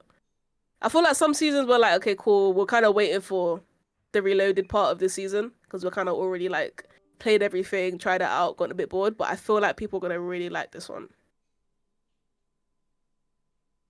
Especially waiting for bunny hopping. Was you still think this is coming? And I'm like, when? When is this coming? Because I have a very controversial take. I think bunny hopping is actually in the game. It's already in the game. It's just very inconsistent to the point where you can't do it like from will. Like, Right. it's already here. Right. I've seen people bunny hop. That's what's so funny. But it's just never like by choice. I am back. For what season? Did they confirm the season? Welcome back, Timo. For what? Bunny hopping. No, I don't know. They haven't confirmed it. In terms of what season it will be entered in, Yeah. but they did confirm that they were looking at a way to try and integrate it before long. So I think, you know, when they released the experimental playlist. Yeah. Oh yeah. You said that's when they would kind of test it out. Yeah. That they might want to keep. Yep, and then stuff they also want to put in. I saw that. I saw Scott B hop off the map. That's literally the visual I had in my head. He literally bunny hopped off the map. I'm dead. Even Scump has been telling people, he's like, I'm telling you, bro, you can bunny hop, but it's just, if you try to do it, it won't come out. Like, it's so random. Why would it be just broken? But yeah, I was basically just asking chat, like, what other guns they might want to see from other Call of Duties, because I was obviously saying that Advanced Warfare wasn't, like, if someone said to me, like, Activision are bringing out 3 new guns from a past COD, what COD do you think? You're not picking Advanced Warfare guns. Would be so far down my list, and not because the guns weren't good or fun, but because I just don't. It doesn't get talked about foreign weapons like that, in my opinion. It's not a law. It's not a law type of weapon. Like, people aren't gonna go back and think, "Wow, what guns were broken?" And like, you'd have to go far and wide to kind of figure out the answers for that. Yeah. As opposed to like, and I won't say recency bias conquers all because it probably will, but like if I went back and I said I wanted a version of the MP5, I'm not picking the Lachman sub. I'm probably not picking the Cold War MP5. I'd probably pick MW19s because I feel like that's the one that I appreciate probably the most. Yeah, like Abe said, like the old school MP40, not like the one they brought back in 2019. Like, yeah, not the Vanguard one. No. way before that. Yeah, no, exactly. I agree. Overall, kind of finished the new weapons, the new operators. Lovely. Have we gone through the new perks yet? No, we did field upgrade. I'm sorry, I'm just loving the look at this bar 27. Anyway, no, we did not. We did not. You got some pictures? Say again? Oh, you got some pictures as well? I couldn't scroll it. I don't have Yeah, no. I'm just looking at this one here. I can magnify the image. This just looks wow. Good old bow 27, man. All right, nostalgia over. It says it's gonna have 19 levels, so that's gonna be quite quick to max level. I mean, 19, that's it. even the sniper's level 19 as well. Oh wait, did we talk about the aftermarket parts at all? No. Those are well. I mean, I didn't talk about any of the other stuff because I couldn't. Yep. Yep. My fault. That's me. That's on me. No. You didn't. But yeah, no. So it looks like the levels that they're using are actually quite interesting. Oh no, what is this? Because these just look like what do I call it? What do they call those things again? Oh, those are double shows. Oh wait, they are. Wait. It's no. Wait. Yeah, Model 18s. Oh no. Wait, hold on. Great. All season 3 aftermarket cards are unlockable through season by spending Arsenal coins in the Arsenal store, mobile only. After which they can be used across all games. Okay, that's what on mobile. Alright, so we're looking at Jesus Christ. How many aftermarket parts are there? Okay, so the Cutthroat one is for the MCW, MTZ, M4, and the AMR9. It's a 3D stock, provides an unrivaled combination of speed and stability while aiming down sights. So it's a new stock. The Cutthroat's a new stock, from what I'm hearing. Then we've got that's for the MCW, MTZ, M4, and the AMR9. Interesting. Okay. Then they've got a Revenger kit that is specifically for the BP50, and it turns it into a SMG, a 9mm caliber conversion with shortened receiver and high capacity mag. So I think we can see that here of what it will now look like. And I said that the BP be a broken SMG. Yeah. I literally thought it just felt like an SMG. Well, that is now going to be trialed and tested as soon as it's out as a aftermarket part. Which I feel. Why do they love to do this? Just keep the ARs. I mean, I think we're very far away from what it used to be, where if you picked up an FFAR, you knew that was your SMG, and you know, I just think. We'll talk about the Ram 7 before the Ram 9 came out. The Ram 7 was used as an SMG. Then the Ram 9 came out, and now no one uses it as an SMG. Yeah, but then now we got a new AR, but then they're making the old AR an SMG. Yeah. It's just like I can't keep up. I can't keep up. They're converting the KV broadside from a shotgun into a battle rifle with the Jack Jawbreaker. Do you know what I feel like these aftermarket parts are going to do? They're going to get people creatively. If you're in a content creating bag or like TikTok or YouTube Shorts, there are going to be a lot of people that are going to try and use these to then give other people an opportunity to try something that's not so like similar to what they already use. So like anybody that used the KV broadside was a fucking bum, by the way, and I don't care about my language. You were a bum for using it as a shotgun on MW2 because you knew that it was the most broken shotgun and there was nothing anybody can do to combat it, especially with fire rounds. But now you're going to use it as a battle rifle. Okay. Yeah. You know what? Mentally, maybe it might be an easier pill to swallow if it's in a different category. Yeah, I can fuck with that. Maybe. Yeah. Then you've got there's too many guns on the game just to use the same guns. Yeah, exactly. I like that though. That's something I now like. You've got the Shadow Titan kit, which converts the Bruin light machine gun, so the Bruin MK9, into a light support weapon chambered in 30 blackout rounds. Is that an AR? Would that now be made into an AR? A suppressed light support weapon. Like, I'm thinking M13, so I'm thinking blackout rounds from MW19. But what gives you AR though? Because it's still a light, because like it's a light. It goes. Oh, so it'll just be a same. It might just still be a light machine gun, but has a different ammo type. Jesus, too good has risen. Caramel, how we doing, bro? I hope you saw what I DM'd you, because we need you back, bro. We need you back, bro. Tomorrow's a big day. I think they just changed the ammo type, because I think with the blackout rounds, you can't use blackout on an LMG. You can only use them on an AR. Oh, okay. So that's why I feel like I'm intrigued to see how that actually feels. Boy, I mean, the limitation of, I mean, the blackout rounds were 30 rounds on an M13, so I'm assuming there won't be any more than 40 on an LMG if they do keep it as an LMG but change the ammo type. Yeah. We got the Jack Patriot, which will convert the M16 assault rifle into a fully automatic rifle. Wow. Where's Abe? Because he mentioned the M16. I'm sure. No, it was either Abe or DK. Yeah, no, somebody did. I know. The thing is, I don't like using MW2 guns. That's me personally, anyway. But that shit was a chore to level up when I was doing camo grinding last year, and I gave up on it after I hit platinum. I was like, yep, fuck that. Nope, not doing it.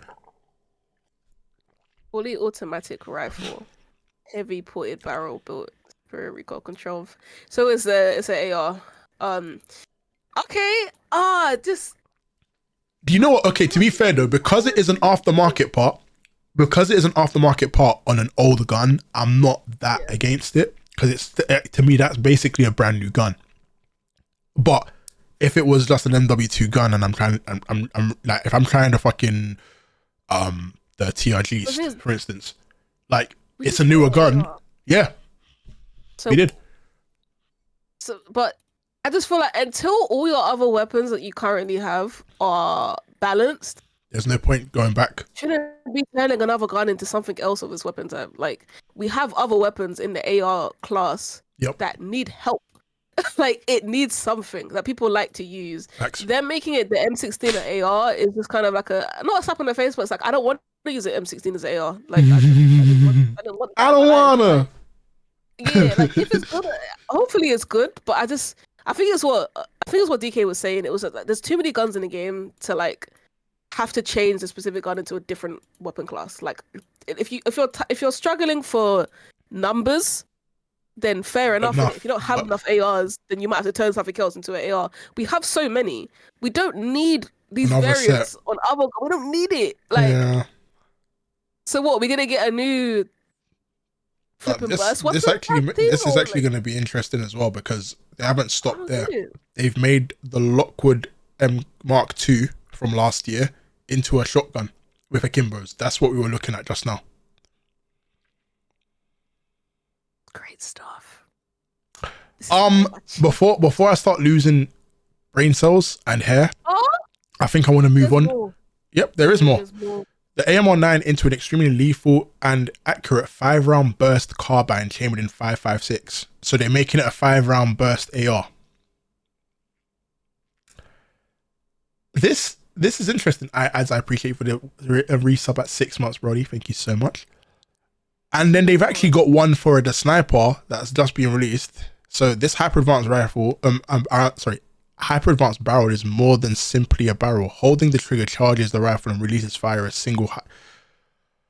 From Apex, Apex better get their royalties from. I'm sorry. Man said they're running up the fucking charge rifle. Yo, what am I seeing? Yeah, no, this actually is gonna be a. How many is that? That's 1, 2, 3, 4, 5, 6, copyright. 7. Okay, no, that's 8. That is 8. 1, 2, 3, 4, 5, 6, 7. Yeah, 8. 8 aftermarket parts. I think this will be looked at a later point. You know what I'm saying? I think the AMR9 low key could be fun, you know. No, I that don't know that why. is something I'm actually looking forward to because I already liked the AMR9 and I liked it when it had its hunt around and people were using the long barrels to use it as an AR. So the fact that they've actually made it an AR now, I'm just hoping the mag size isn't too It's still- terrible because it is a 5-round burst. Yeah, I think it's either gonna be very bad or it's gonna be like broken. super satisfying. It kills with it. Because but like burst weapons in general are just like usually a higher skill gap if it's not a broken gun. If it's just balanced, a Yeah. burst weapon is just a higher skill gap because you literally have to hit more of your pellets and the fire rate's not as good. So if they balance this correctly, I think it will benefit people that actually have good aim. And it will just be way more satisfying that way, which is how I think it should be. But remains to be seen. We have now conquered the task of getting through guns. And we are now looking at multiplayer's overview, which you're able to finally see not one, not two, not even three. You go? But I could go from 3 to 5 and we're still not there. We are looking at 6 total core 6v6 maps. I just want you to understand, I said 6 3 times. 6v6 maps. Exciting. So Sledgehammer Games are dropping an incredible number of multiplayer maps across season 3, and 2 of them were constructed in collaboration with Beanox. Expect 6 new battlegrounds. So Yes. we're now looking at 6-star, which is wow, this looks beautiful. And I know that we were speaking about this we were speaking about this earlier, and we were saying how the actual picture, the diagram of the map kind of gives us a raid vibe from the Black Ops series, and I think it's very easy to kind of tell why considering how it looks, but boy does this look vibrant. This just looks good. I don't know. Wow. It looks like a better put together map than Greece.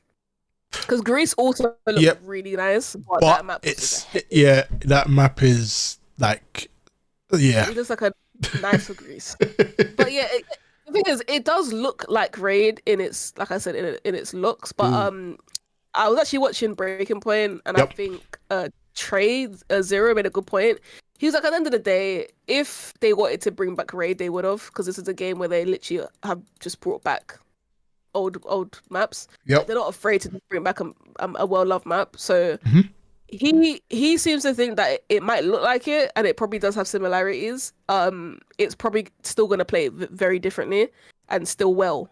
But I kind of hear that point, because it's like, well, they wouldn't make a replica if they're not calling it remastered and they're not calling it Raid. To call it a different map and to make it like almost like for like, it doesn't make sense in a game where they're showing that they don't mind just slapping in an old map. So I do think it will play slightly different, but I think that the similarities of, obviously we can see in the left the actual layout. I think it will be good enough to at least be put in like, I don't know, it might be wishful thinking, but I'm thinking a ranked rotation. You know, it might be in the ranked rotation. I'd like to see it there. I mean, obviously, that I think that will probably be either a Reloaded or a season 4 like decision. But I just like to think that we were talking about Stash House and how well that was a welcome feature into season 2, season 2, and just seeing how they're able to kind of now utilize different maps and give them a different feel. But just from pictures and essentially how this looks like it's gonna play, it kind of gives you that element of there's a lot of promise with this. You know, I know a lot of people got tired of playing Shipment, and then as soon as Stash House came out, people were like so happy to now play that map, depending on how obviously you were trying to play it, whether it was to level up guns, whatever. You had Das House that was welcomed because it was up in the skyline by the towers. If you play Urzix, then you'll know what I'm talking about. Like, it's a welcome feature to kind of have good multiplayer maps. And if you don't like multiplayer, this is an opportunity for you to give something a different. Like, it's a different twist. You get a new map, you get 6 new maps. So if you may not like the maps that are currently in rotation or are currently on the playlist, you now have 6 more to try. You know, you have no excuse not to try something new. And I think that's something that I like about multiplayer, because in the past there's been multiplayer that's just been set aside and left to kind of fend for itself, whilst the other modes are left to kind of they thrive off regular change and whatnot. Whereas I feel like they've not missed the absolute step. They've not missed a single step with multiplayer this year. I think I can die on that hill. They've done so well. They've done ridiculously well. Like I was playing yesterday, and I got like Vista, then I got Das House. Yep. Then I got Rio, and I was just like, this was nice. Like Departures all as their well. maps- Departures is an interesting one. But I think that's That like, was I feel like you can't get everything correct. Yeah, But it's even the fact- That's yeah. the thing, it's not bad. It's just not for the purpose that other people Yeah, were hoping. no, of it course. would be. And there's nothing wrong with that at all. Yeah.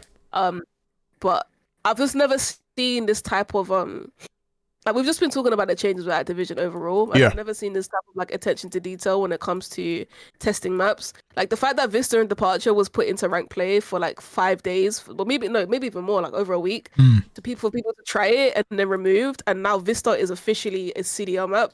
It's just like I just love that. We've never had that before, where they actually let us try all of these new maps in all these different game modes, and then they either take it out or keep it based on what we say.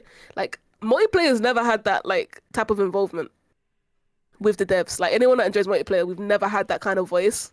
Like they started doing it with Warzone first, and now it feels like they're actually listening to those that really just enjoy multiplayer and maybe do want to play ranked. So, and then to drop this amount of content on us, like everyone was worried at the beginning of the game, like we're getting all these old school remastered maps. Like when are we getting some new stuff? And boy, they said Yep, like, we got some and then some. You know what I'm saying? Like we're talking about Scary Movie when wait, there's more. Like literally, there's so many different maps that have dropped since launch. I mean, a lot of people were thinking, is Meat really like all we're gonna get? No, pause. We got plenty more where that came from. You know what I'm saying? They got a lot of stuff to kind of Rio, Vista, Departure. That's like there's at least 5 new ones that they've brought out. And then we're looking at, Emergency, which again gives you a box feel, but it's interesting because obviously it looks like you've got a bit of high rise with the helicopter pad. This pad is literally mid high rise, or less high rise. But it's almost like I'm playing in a hybrid of high rise and Meat. Pause. I'm sorry, I'm gonna keep doing that. But it's like the bottom middle picture, for example, that's the one that looks like inside of Meat. Knuckles.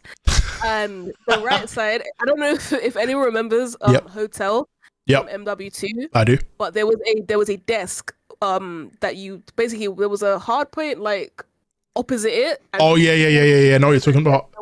Yeah. That's what that looks like. So it's just like it's almost like reminiscent areas. But I feel like they're using them well, so it's not like it's not like a complete replica of what we've used before. You're using different areas to kind of have different vantage points, and obviously depending on how you rotate around the map, you're going to see certain things and you're not going to see a few things. But I think it's just like I said, like you don't necessarily always get size like maps of this size that will play well, but from what I can see in the sort of images they're able to display, obviously time will tell, but it looks like a well thought through map. And I don't think I can really argue, like if this was like, okay, so let's say if they've released 6 and this was the worst one out of the 6 and it still plays well, that's still a success, you know? But no, it looks really good. They've brought in a remastered map. Say again? What is? I was trying to figure out. Do I actually remember this map? Because I don't. Thinking, do I lie to everybody and be like, oh yeah, I remember this? No, man, I can't. I don't remember this map. Because I didn't. The reason I don't remember this is because it was in Vanguard, which I know I played a bit of Vanguard. A bit. Oh, nah, not back yet. I know what you meant. I know. No, the thing is, how you just remembered it is effectively how I thought I remembered it. Because you know, there's like that house with a barn. Yeah. This no. There's another map, but it's slightly bigger. There's one that has like 2 barn entries on Vanguard. I feel like this similar to. No, it is. This is it. I think this is it. I think this is the map. Not a big map. It is quite a big map. A relatively big map. Yeah. It's not huge, but it's big for multiplayer, I would say. First picture here, I feel like I've seen it, but I don't remember ever playing. But it was used in ranked. Was it used in ranked? People watching might be thinking like, your memory's so bad. Like, hey, listen, man. Vanguard was a troubling time for Teemo Too Good. How do I tell you? so please don't kill me. But no, I do recall. I feel like I remember the back, like this staircase here. So for instance, if I look this little spot here, I feel like I remember it because that's a spawn point. And then I think I remember the fact that you could jump out on top of a rooftop and rotate left. I want to say I remember it. You remember more than me. That is confirmed. It's something. Like my brain, like, I didn't play too much Vanguard. That's probably why I can remember like the small I played. But I wouldn't say it was damn. Hold on. The map is smaller than me. Okay, don't mind me. I didn't even read the description. The map says, yep, this says it's smaller than meat. Pause. Yeah. Okay. There's a lot of small maps, I'm not gonna lie. I feel like the biggest one is probably the so far. They've done well. They've done really well because they've repurposed Vondel. They've used so Tanked is a new map that's been repurposed off of Vondel Zoo. Yeah, that's the aquarium.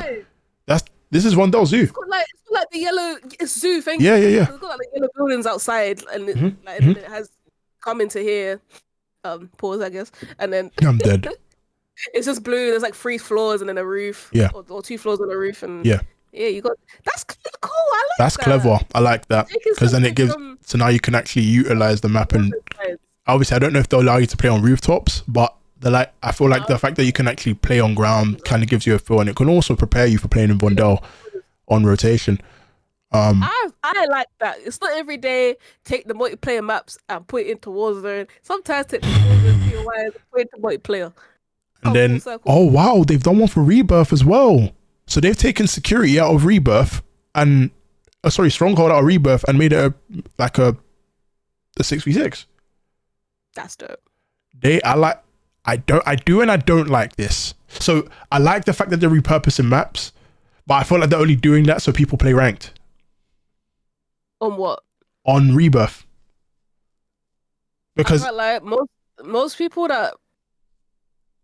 Here's the thing, right? You're not I don't think any multiplayer map is gonna make you want to play Rebirth. I'm not gonna lie. People that play multiplayer, like you don't just want to all of a sudden play Rebirth. Like you usually already play both, or you only play multiplayer. Like I don't think this is gonna promote that side of it. Yep. Personally, because POIs are such like a small part of the game. Like there's so many other POIs, you might never go here. Whereas like vice versa, right? I would understand why. Like if you like a certain POI in Rebirth and then they put it in multiplayer, then you might want to play multiplayer because it's literally just that POI you like. Yep. You're not gonna go into any Resurgence and be like, oh yeah, I'm gonna land here every time because it's not gonna play out the way that like you're thinking it would. Yeah, enough for that. Okay. Well, they've got that, and then they've got a brand new one called Grime, which is definitely UK. This is definitely based in England. It's got the Big Ben. It's got a pub, it's got a police car, and it's got an underground tunnel that looks like I might have just popped out of Shoreditch Station. Why do you have a police car? What are you trying to say?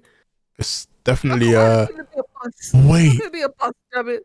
I just had serious nostalgia. The last time I feel like we played in a UK based map that wasn't like Piccadilly might have been Docks London London Docks in World War II. Yeah, and I feel like the map looks similar in terms of how it's designed. This looks like multiple maps to me. There is a map, and I'm pretty sure it was also on World War II. Could be wrong, but you see the bottom left picture, the small one. It was a very small map, and I think it was even a 2v2 gunfight map. I don't think it was a multiplayer one. I'm sure it was. Because it had this part, and then it had like a little building on the right, and then it had like a place inside, on the left. And then it basically just went on to the other side. I think it's even... Did people used to play S&D on this? Potentially. I'm sure S&D used to get played on this map too. But that part looks like that. This tunnel to me looks like flipping Mikado from MW2. I'm still saying short outside of Shoreditch Station, me personally. Yeah. Okay, no, fact. 100%. Even says Grime on it. Come on, represent. Yeah. Yeah, I like it, but my whole point is it's just like the layouts. They're using layouts from multiple maps, not exactly the same, but they're using like the overall kind of structure of it, and picking out the best ones that people have enjoyed, and then putting it on a map because people really like the tunnel, like Mikado, for example. Like it is actually very fun, Even on the old map I was talking about, like this particular area of the map was like people's favorites. So it's just, I'm seeing certain like layouts, and I'm like, they just know people like to have gunfights in this sort of scenario, and then they're giving it a theme. So it's not just like randomly they're just making random shit that people didn't ask for. It's like it's very reminiscent, but it's still brand new. I like this. I really, I'm not gonna lie, I cannot wait to play these maps. I'm definitely gonna experience them. Excited. Give me 2 secs. I don't know if you can go through the game modes briefly. I just need to sort out something off stream. But I'm looking at the return of capture the flag, which is gonna be quite a fan favorite because I know a lot of people have been missing that. Evidently because it's no longer in competitive scene. However, take it away because I will be right back in about 2 minutes. Yeah, I got you. All right, cool. Guys, as you said, opening up. What's good, Reki? Open up. We do have capture the flag. This has been asked for a lot of games at this point, especially for like the comp scene. Ever since they switched to like control as their third game mode, as sometimes even domination, people have been wondering if they'll ever bring back capture the flag. And weirdly, when it was actually in the game, I don't know. I think people got sick of it, and they actually wanted a change here and there. But since then, like people are like, okay, at this point, we've had several different game modes to fill this up, and we want it back. So I'm excited. I don't know how it's gonna play out on these maps. I don't even know if people remember how to play capture the flag well. Like I think it's just gonna be chaotic as it always is, but it's a fan favorite. It's one of the oldest game modes we've had. Like I'm just talking back from MW2 days, BOT days. Like capture the flag's been around for a minute, but we've just not had it for a while. And yeah, I'm actually intrigued. If anyone's into the CDL, I don't know if it's too far into the Call of Duty League season, but a lot of people thought if they ever brought back CTF, it would probably replace Control as that third game mode. Like I said, I don't know if people are going to enjoy it that much or if it's going to be that competitive for it to happen. But at least for us that like to play pubs, I think it's going to be cold. I'm back. I think CTF is going to be so cold. What's good? Are we talking about... I was thinking like, I was saying to everybody that I don't know if it's going to be part of the CDL rotation yet because it has been asked for. Because people have kind of gotten bored of watching Control. Or like even Domination was the first game mode for a while. A lot of people wanted CTF back. So now that it is, even for pubs, like I feel like it's gonna be cold. Like 100%. That's gonna be. It's gonna look. I remember playing Advanced Warfare and some of the games earlier beyond, before playing more of like the Black Ops 3s and 4s, and also playing in Black Ops 2. And like capture the flag for me is almost like like you've got to kill me, or like you've got like effectively you have to run after me. I'm like, you can't get the flag off me. Like it gives me that element of my teammates are protecting me, but I'm still invincible and I can still shoot. And I feel like that in itself can still be very competitive when played. I mean, obviously over the higher skill level, but it's still fun. Like I just feel like when you play multiplayer, of course, some people just play for kills and they don't really care for objective. But when you play capture the flag, objective is everything. Like you have to hold the flag for as long as you possibly can. Your team need the points, and you've got to employ tactics as best as you can in order for that to be made, for that to be made a possibility. So I'm more excited than I have been for multiplayer in a while, because obviously I've been looking for more modes to play as opposed for just the new maps.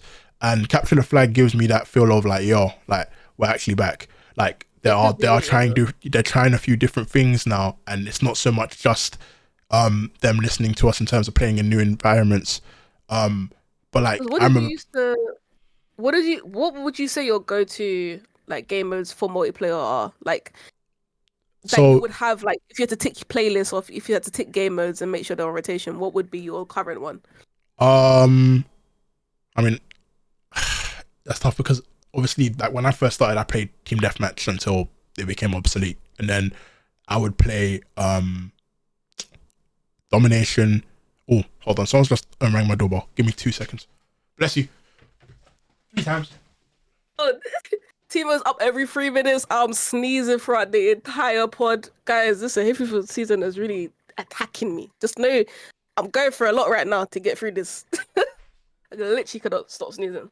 But yeah, in terms of like game modes, like I think even when I play with Timo, I feel like the game modes we mostly play. What's good, Dan? Yeah, the ones we mostly play is like TDM, even though I hate TDM. TDM, domination, hard point, kill confirmed. I'll say those are the 4 that like we always play in rotation. All the other gamers we don't really touch it, unless it's like ranked or something. But I think CTF is 100% going into that rotation easily. That might even be a top 3 or top 2. My like top's hard point for me, and then it literally hard point dom, and then might be CTF. That's you're allergic to the season. You're allergic to season 2. I'm screaming. I probably am. I actually am. Like it's killing me. But yeah, this is huge. And I think it's like it's gonna decide whether CTF is actually a game mode that people really do enjoy it, or if it's like, or if the season for it's done. Because like I said, it was the one of the main game modes like early on in COD, and then they took it out. So it's like, are we just feeling nostalgic, or is it actually a really good game mode? And I feel like this is what probably will decide it. And if it's good, if we actually do enjoy it, I don't feel like they take it out again for any other COD. CTF hardpoint control. Yo, Ave. How we doing, Dance? How we doing, family? I'm blessed. Thank you for locking in. CTF hardpoint control. Yeah, I mean, look, I feel like because what's normally in rotation, hardpoint. No, hardpoint. Yeah, I feel like S&D is just too. Like, I feel like if you're good at S&D, you should be rewarded. I get it, but I feel like, me personally, I'm probably gonna like CTF adds a sorry, it adds a bit more drama to me. Like, and I say that in a sense of like, I am more likely to look in and watch 2 teams play CTF than I am going to want to watch 2 teams play S&D. I'm just engaged as a viewer, and I feel like it employs more strategy than S&D. I feel like S&D you can play only 2 ways. You're either going to play ridiculously aggressive or ridiculously passive. With CTF, I feel like there's a mixture of both, and it happens in waves. So it doesn't give me that element of. I disagree with that. Really? Well, I don't know if there's more strategy in S&D, but I do know that it's a lot more nuanced than aggressive or passive. There's a lot of like mid-round adjustments you have to, because you have to know how to play in a 4v4, 3v4, 2v4, 1v4, or a 4v4, 4v3. That's just the base, first of all, based on lives. Then you have to adapt to whether you're attacking or defending. Then you have to adapt to whether they got control of your spawn or not. Like, there's a lot with S&D. So I understand. You see me, I don't really like playing S&D. So I'm more like, I'm more hearing what team is saying, but I know like the foundation of COD are like one of 2 things: sniping and S&D.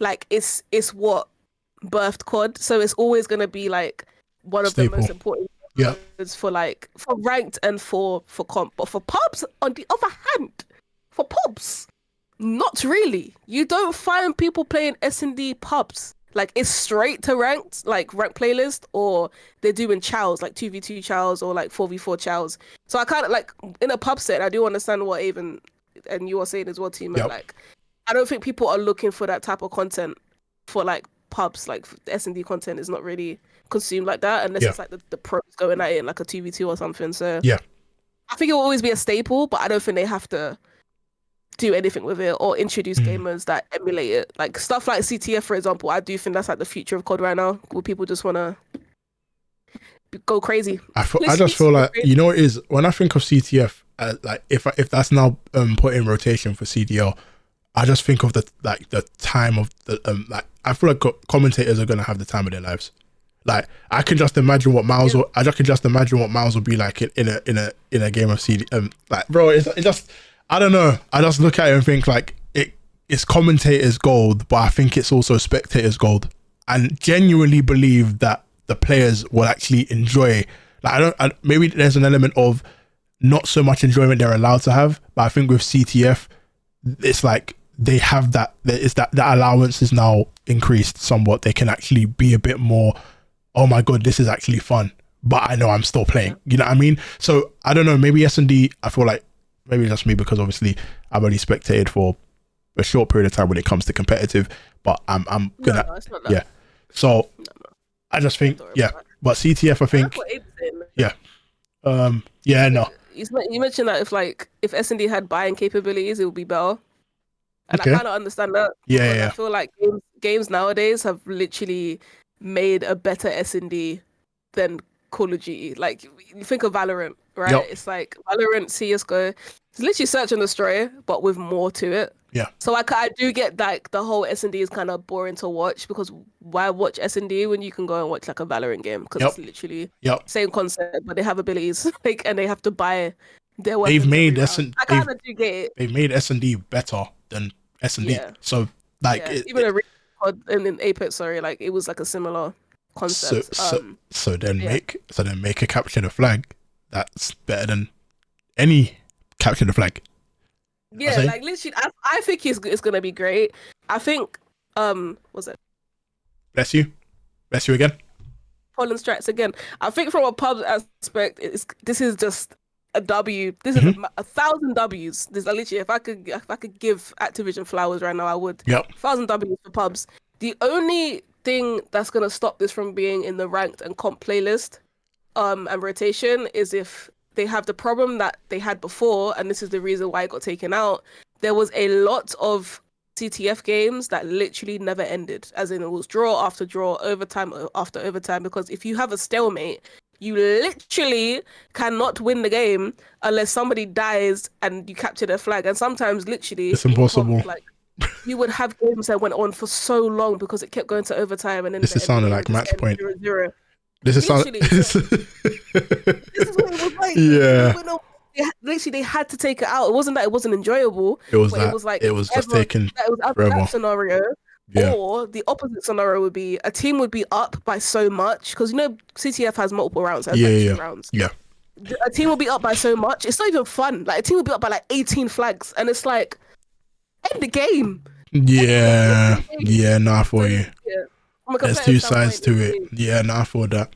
get over those humps, we're gonna probably see that in the CDL at some point. But if not, it's just for us to enjoy. Like we'll still have fun, at the end of the day. So No, that's cool. W edition. I love them for that. Kisses. We're also seeing a returning game mode in One in the Chamber. Nice. It's great for it's great for party games, custom games in general. I feel like that's a pastime that I feel a lot of people are going to start employing now that we're kind of drawing towards the summer period where people are just going to be not so much on that. I mean, it depends, but not so many people want to be playing Warzone as they have been. They might want to kind of dial down a bit and start playing a bit more multiplayer, play with some homies that have got spare time. And ultimately, if you've played One in the Chamber in previous Call of Duty series, then you're gonna have the time of your life playing this one. Sorry. Then we've got a new game mode called Minefield, which I believe it's similar to Season 2's Horde Point with zombies. So, well, that's Hard Point with zombies. Sorry. But there's minefields everywhere. I'm sorry, but like I already have serious PTSD from playing Warzone and dying to mines or seeing multiple mines in the same place. I don't know if I'm going to play this, but it does look fun. Just not for me. But hey, we're all for innovation and we're all for trying new things. So as long as they're not changing Hardpoint to this, I don't mind. Well, facts. Because that's what they would have done back in the day. They would have said, yeah, Hardpoint is now this stuff, and yeah, they would have just ruined the mode. Let me just read it real quick. So it says apparently it's the same rules as Hardpoint, but if you kill an enemy, they drop a proximity mine that you can't pick up, and it's always active. So they might as well have had martyrdom from yeah. Yeah, I'm not playing this. I'm sorry. I just have serious PTSD from let's go into the next game mode. Escort. Those Call of Duty white runs who remember playing the Rented limited time are known as Payload. Okay, so this is basically Payload but multiplayer. Wait, is this a Warzone actually? No, no. It's a multiplayer. Yeah, I mean Escort was in Black Ops 3. No, Black Ops 3. Black Ops Cold War. Oh, I don't remember. I couldn't tell you. But it was in Cold War for sure. I remember it being in Cold War because you had to protect somebody. That was VIP, and the other one was Escort. Yes. Interesting because obviously one thing I will say is that look, like I'm not really a fan of the mine thing, but that's fine because there are about 6 other game modes that I can still play. There are about 12 maps that I can play on any rotation currently. Bless you again. Yeah, it just looks like it's going to be a fun time to be playing multiplayer. And effectively, if I want to max level some guns, I want to play new maps. I want to try new stuff. So as a Warzone vet, I think you can't really ignore the fact that multiplayer is now being catered towards everybody, as opposed to just even players that play multiplayer. You can have a good time jumping off of Warzone and, you know, relax. And I think these game modes are definitely permanent to that. Obviously, if you're dying to mines, it might just be comedic at that point. You might just want to have a laugh, and, you know, I think, you know what, maybe I'm being too harsh, because obviously I don't like the fact that if somebody gets... You have an opinion. Yeah. You have the I just don't like mines. I just don't like mines. I don't... You know, most things. Like, you're allowed to be like, I don't like it. I feel like you're like the nicest when it comes to them adding things that might be unnecessary. You're allowed to say it. It's okay. I think the reason, I feel like from a comedic value, I feel like I would laugh. Like, if this is something that I would, like, let's say for instance, I know I've had a shit show on Warzone, or I've just not had a great time playing like any form of Resurgence, then I'll hop on this, and it might just be that the way somebody dies makes me laugh. So then all of a sudden I'm laughing, even though at my expense I'm still dying. It's still a funny game mode to play. It's almost like, how the hell do you stop this madness? There isn't a perk. There's no perk that's going to be accessible for them to stop. Like, you can try and use what's that thing called, the flex perk. It's not going to work. Like, flex and EOD are not going to help you. You are still going to die with the number of mines. If you drop bodies, you have to be as fast to get out of there, and it's simply not possible. So it'd be something funny to try. You know what I mean? And I think that's where I'm open to it, as opposed to just hopping into something trying to be competitive and all of a sudden I'm getting smoked, just like we're doing Warzone. So yeah, I think that's cool. Game mode Vortex playlist. So we're looking at the pre-natural map variants: Airborne, Satan's Quarry, Skid Grow. Oh, okay. Yeah. Wait, hold on. Rust looks futuristic. Okay, so they've added a few different things here. That's nice. Okay, so that, I think they obviously, I know they wanted to do, oh wait, no, that was from last season. They just have an actual playlist for these specific maps. Okay, that's cool. All right, that's cool. I like that. I like the idea. It give me something different to try. That operator looks a bit crazy though. Yeah, I was looking at it like, what is that? Have we seen that? I don't think we have. No, I've never seen this. Well, income not too bad, bro. How we doing? More money to be spent indeed. And we've got multiplayer ranked season 3 intel, which probably just mirrors what we've already seen coming from Warzone, and their ranked rewards. Your ranks do reset, so you'll be back a couple of ranks, but will you be able to reach top 250 or iridescent again? That remains to be seen. But we do still see quite a few. Oh my god, 50 wins and you've got a fat L sticker. Yeah, safe. That's funny. That lot, bro. I can't lie. If you get killed by a guy with that on their gun, GG's, bro. G's, bro. But yeah, nothing crazy. Nothing crazy different in regards to like decals. Like, you've got, oh, these do look nice. Yeah, those are the ones we checked out before. Yep. And then new perks and equipment. Oh, okay. Perk up. So I said perk up. I'm sorry. That sounded so yeah. Sledgehammer Games is about to change how you play multiplayer with the addition of 3 new perk vests, new boots, new gear, plus a new tactical mine, and enhanced vision goggles are coming during the season. So you got a gunslinger vest, a modular assault rig, and a compression carrier, and then you got reinforced boots, high gain antenna. So let's have a look. The gunslinger vest gives you a secondary weapon specialist. So you have 2 secondary weapon slots, so you can double SMG. Mad. Wow, literally what we said Warren was going to be doing. Oh yeah, G. Yep. I'm screaming. No, that is crazy. You have 4 equipment slots, 2 tactical and lethal field upgrades. So you have 2 tacticals, 1 lethal and 1 field upgrade. You've got 4 gear slots, so you have a pair of gloves, boots, and 2 gear slots. Wow. And then the following benefits apply to secondary weapons only. So that's refreshness, snapping it on kill. So that's good. That's actually really good. So as soon as you get a kill, you get your stamina back, so you can probably start sprinting again. Improved reload speed, reload while sprinting, increase weapon swap speed by a minimum of 40%. So all you YY demons, you're gonna love that. And then spawn with maximum reserve ammo. Okay, yeah. That is a bloody broken vest. I'm sorry, Jesus Christ, that is good. That vest is silly. Oh my lord. I want it.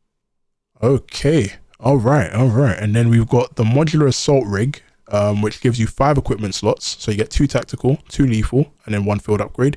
You have 3 gear slots with gloves, boots, and gear. And you start with maximum reserve ammo, resupply lethals and tacticals from dead players. So you get a bit of scavenger. You get tactical scavenger. You get a lethal and tactical scavenger from, dead opponents, which is nice, I guess. Obviously, depending on how you play. But I think that's a good vest to have in some circumstances. Then you've got another one called a compression carrier, and that has 1 lethal slot, and that's all the equipment you get. You just get 1. Then you get 3 gear slots, gloves, boots, and gear, and then you immediately get regenerate health after a kill or objective capture, reduced effects from gas grenades. That is a very circumstantial vest. Yeah, probably would. It's not. I think the fact that it's just 1 lethal is crazy. Yeah, you don't get a tactical, no field upgrade. You do get regenerative health, but categorically speaking, it's just a matter of being able to avoid gas grenades. So I feel like it's very circumstantial. I wouldn't use this as a primary vest option, if I'm being completely honest. Then you've got new boots and reinforced boots, and they are immune to movement reduction effects. I'm trying to figure out what reduction effects there would be. Stuns. Yep. Gas grenades. Okay. Do you move slow in the gas or no? I don't think so. I think you have stunted movement, so you might I know if gas grenades, you can't you don't move that much. Stuns, you may not move that much. Flashes, you can still move. Shock grenade or shock? What's the shock charges? Yeah. Yep. Okay, that could be. Stuff like that. Be interesting to see if that's something that they employ. What we got here? High gain antenna. So the mini map is zoomed out for you and nearby allies. Enemies remain on radar longer for you and nearby allies if a nearby ally has the CCT comms vest perk. Oh. See nearby ally radar pings from intel jacker and compass indicators from nearby ally signal jammers. So you're basically just hella intel. Okay. I'm trying to figure out how I would use this in multiplayer, because I have a Warzone mindset to some of these perks, whereas I know they're not coming to Warzone, but they're just. This one's actually not bad for multi, because if your minimap is zoomed out, you can probably practically see most of the map. Yep. So that's why it's good, because for example, on Warzone, the map's so big, even if you get a little bit more, it might not make a big difference. But on multiplayer, seeing where enemy pings and where enemies are pinging from pretty much anywhere is probably a really big plus. Yeah. No, I agreed. And I guess it would have to be partnered with, you get a lot of UAVs, so you'll probably always have a UAV on your team going.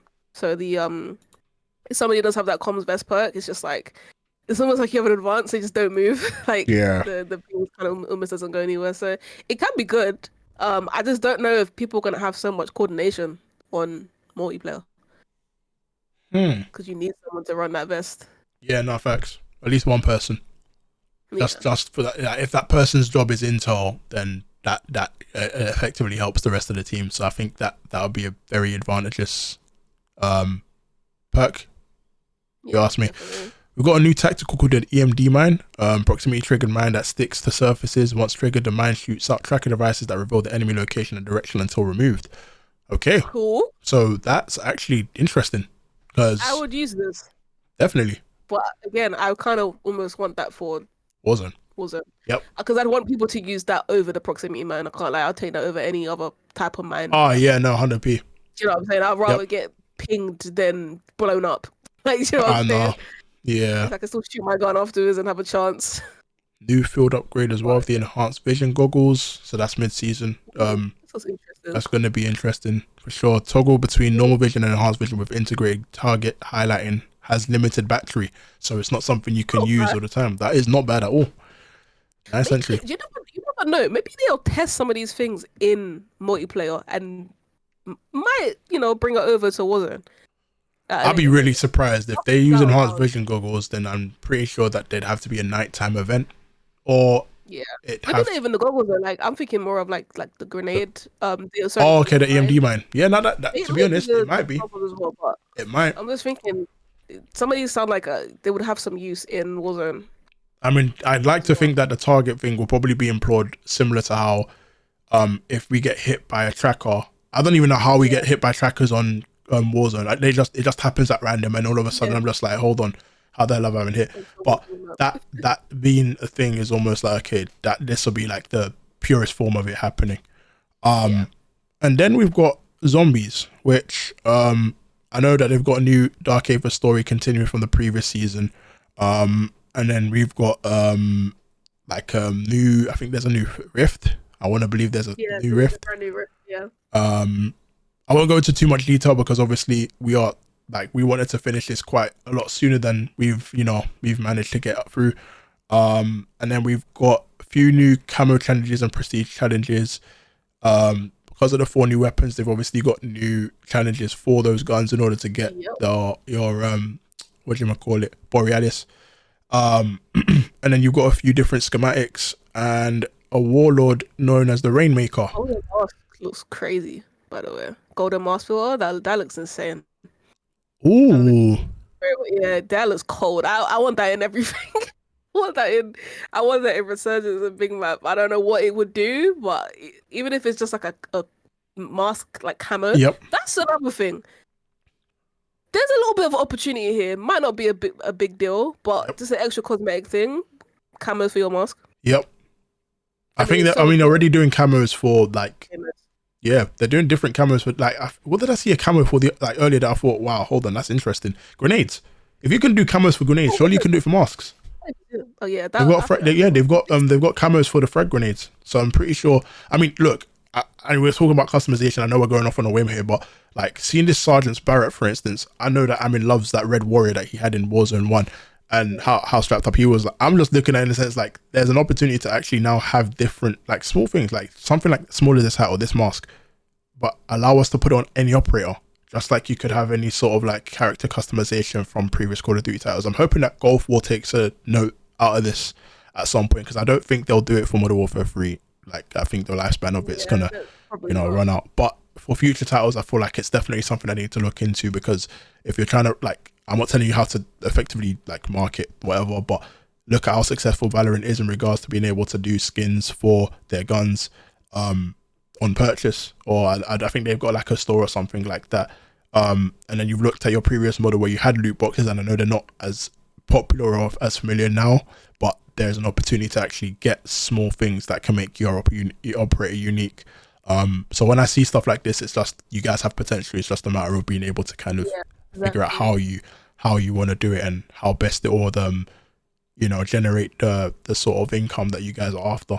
But yeah, besides that is currently, I mean, I know I've already gone through Warzone and we've kind of gone through all of this already. But yeah, I think that kind of takes us back to what we've got in terms of a roadmap. Give me 2 seconds. I think I had it somewhere. Nope. Hold on. I did have it somewhere.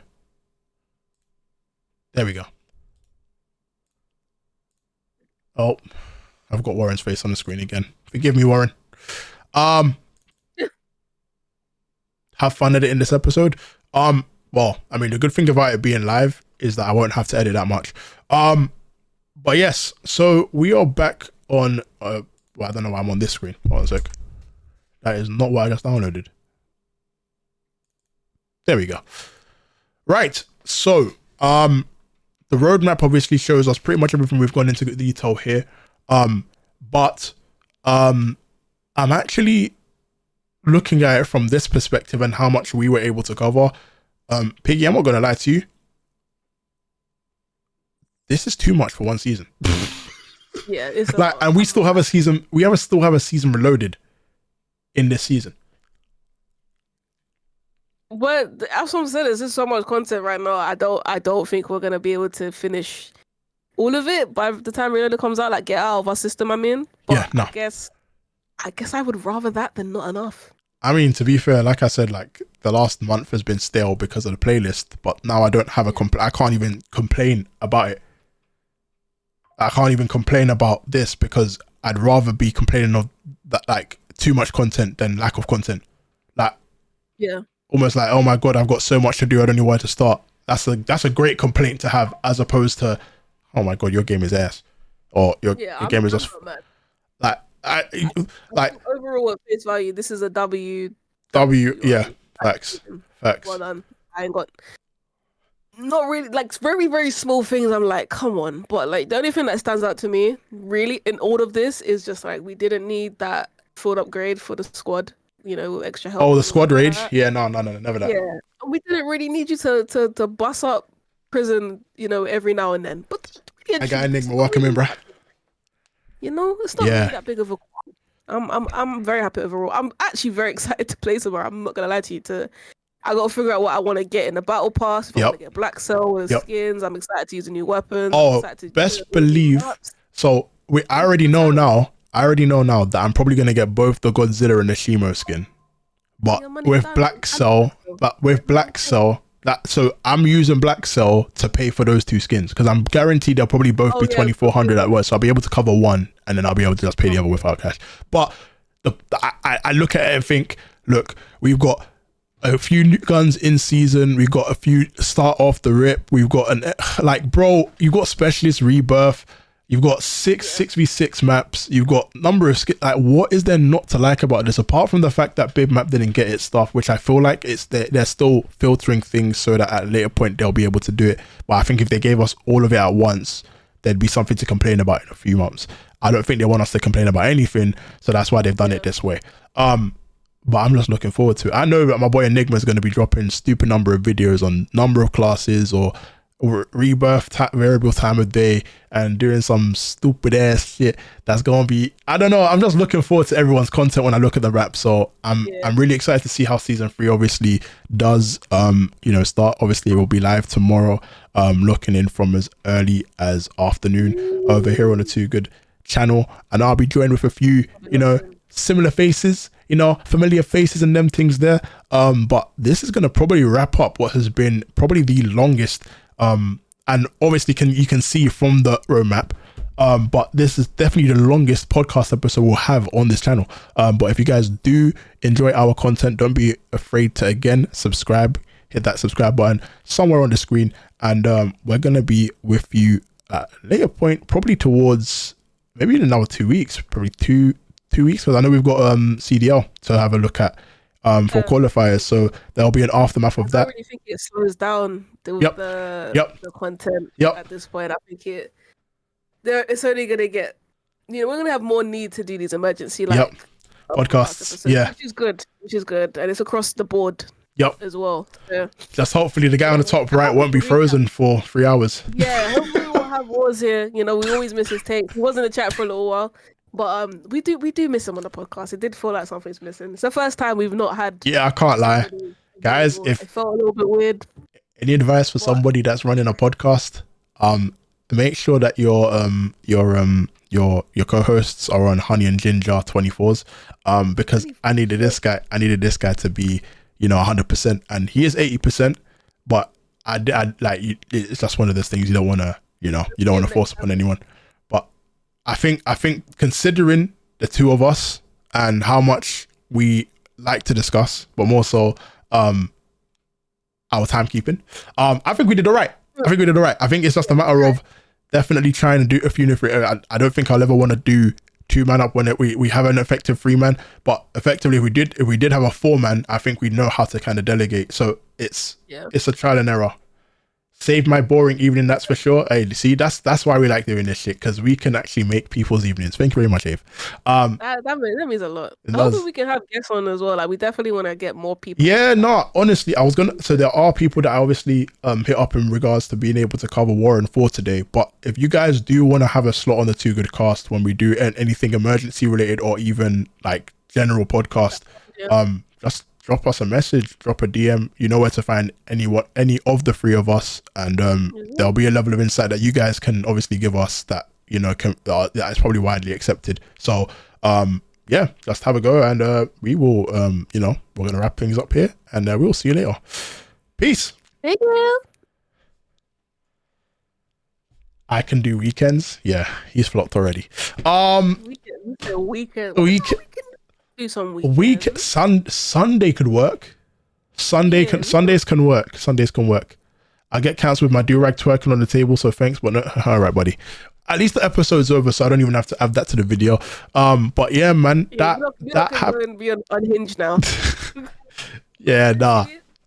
I'm so sorry. I think for the last hour, I was just sneezing the entire. You're right. I had to leave here like tried. on 3 different occasions, and like, oh, my nose is killing me, man. Like, I looked at the time, I was like, hold on. Like, 1, I haven't had dinner.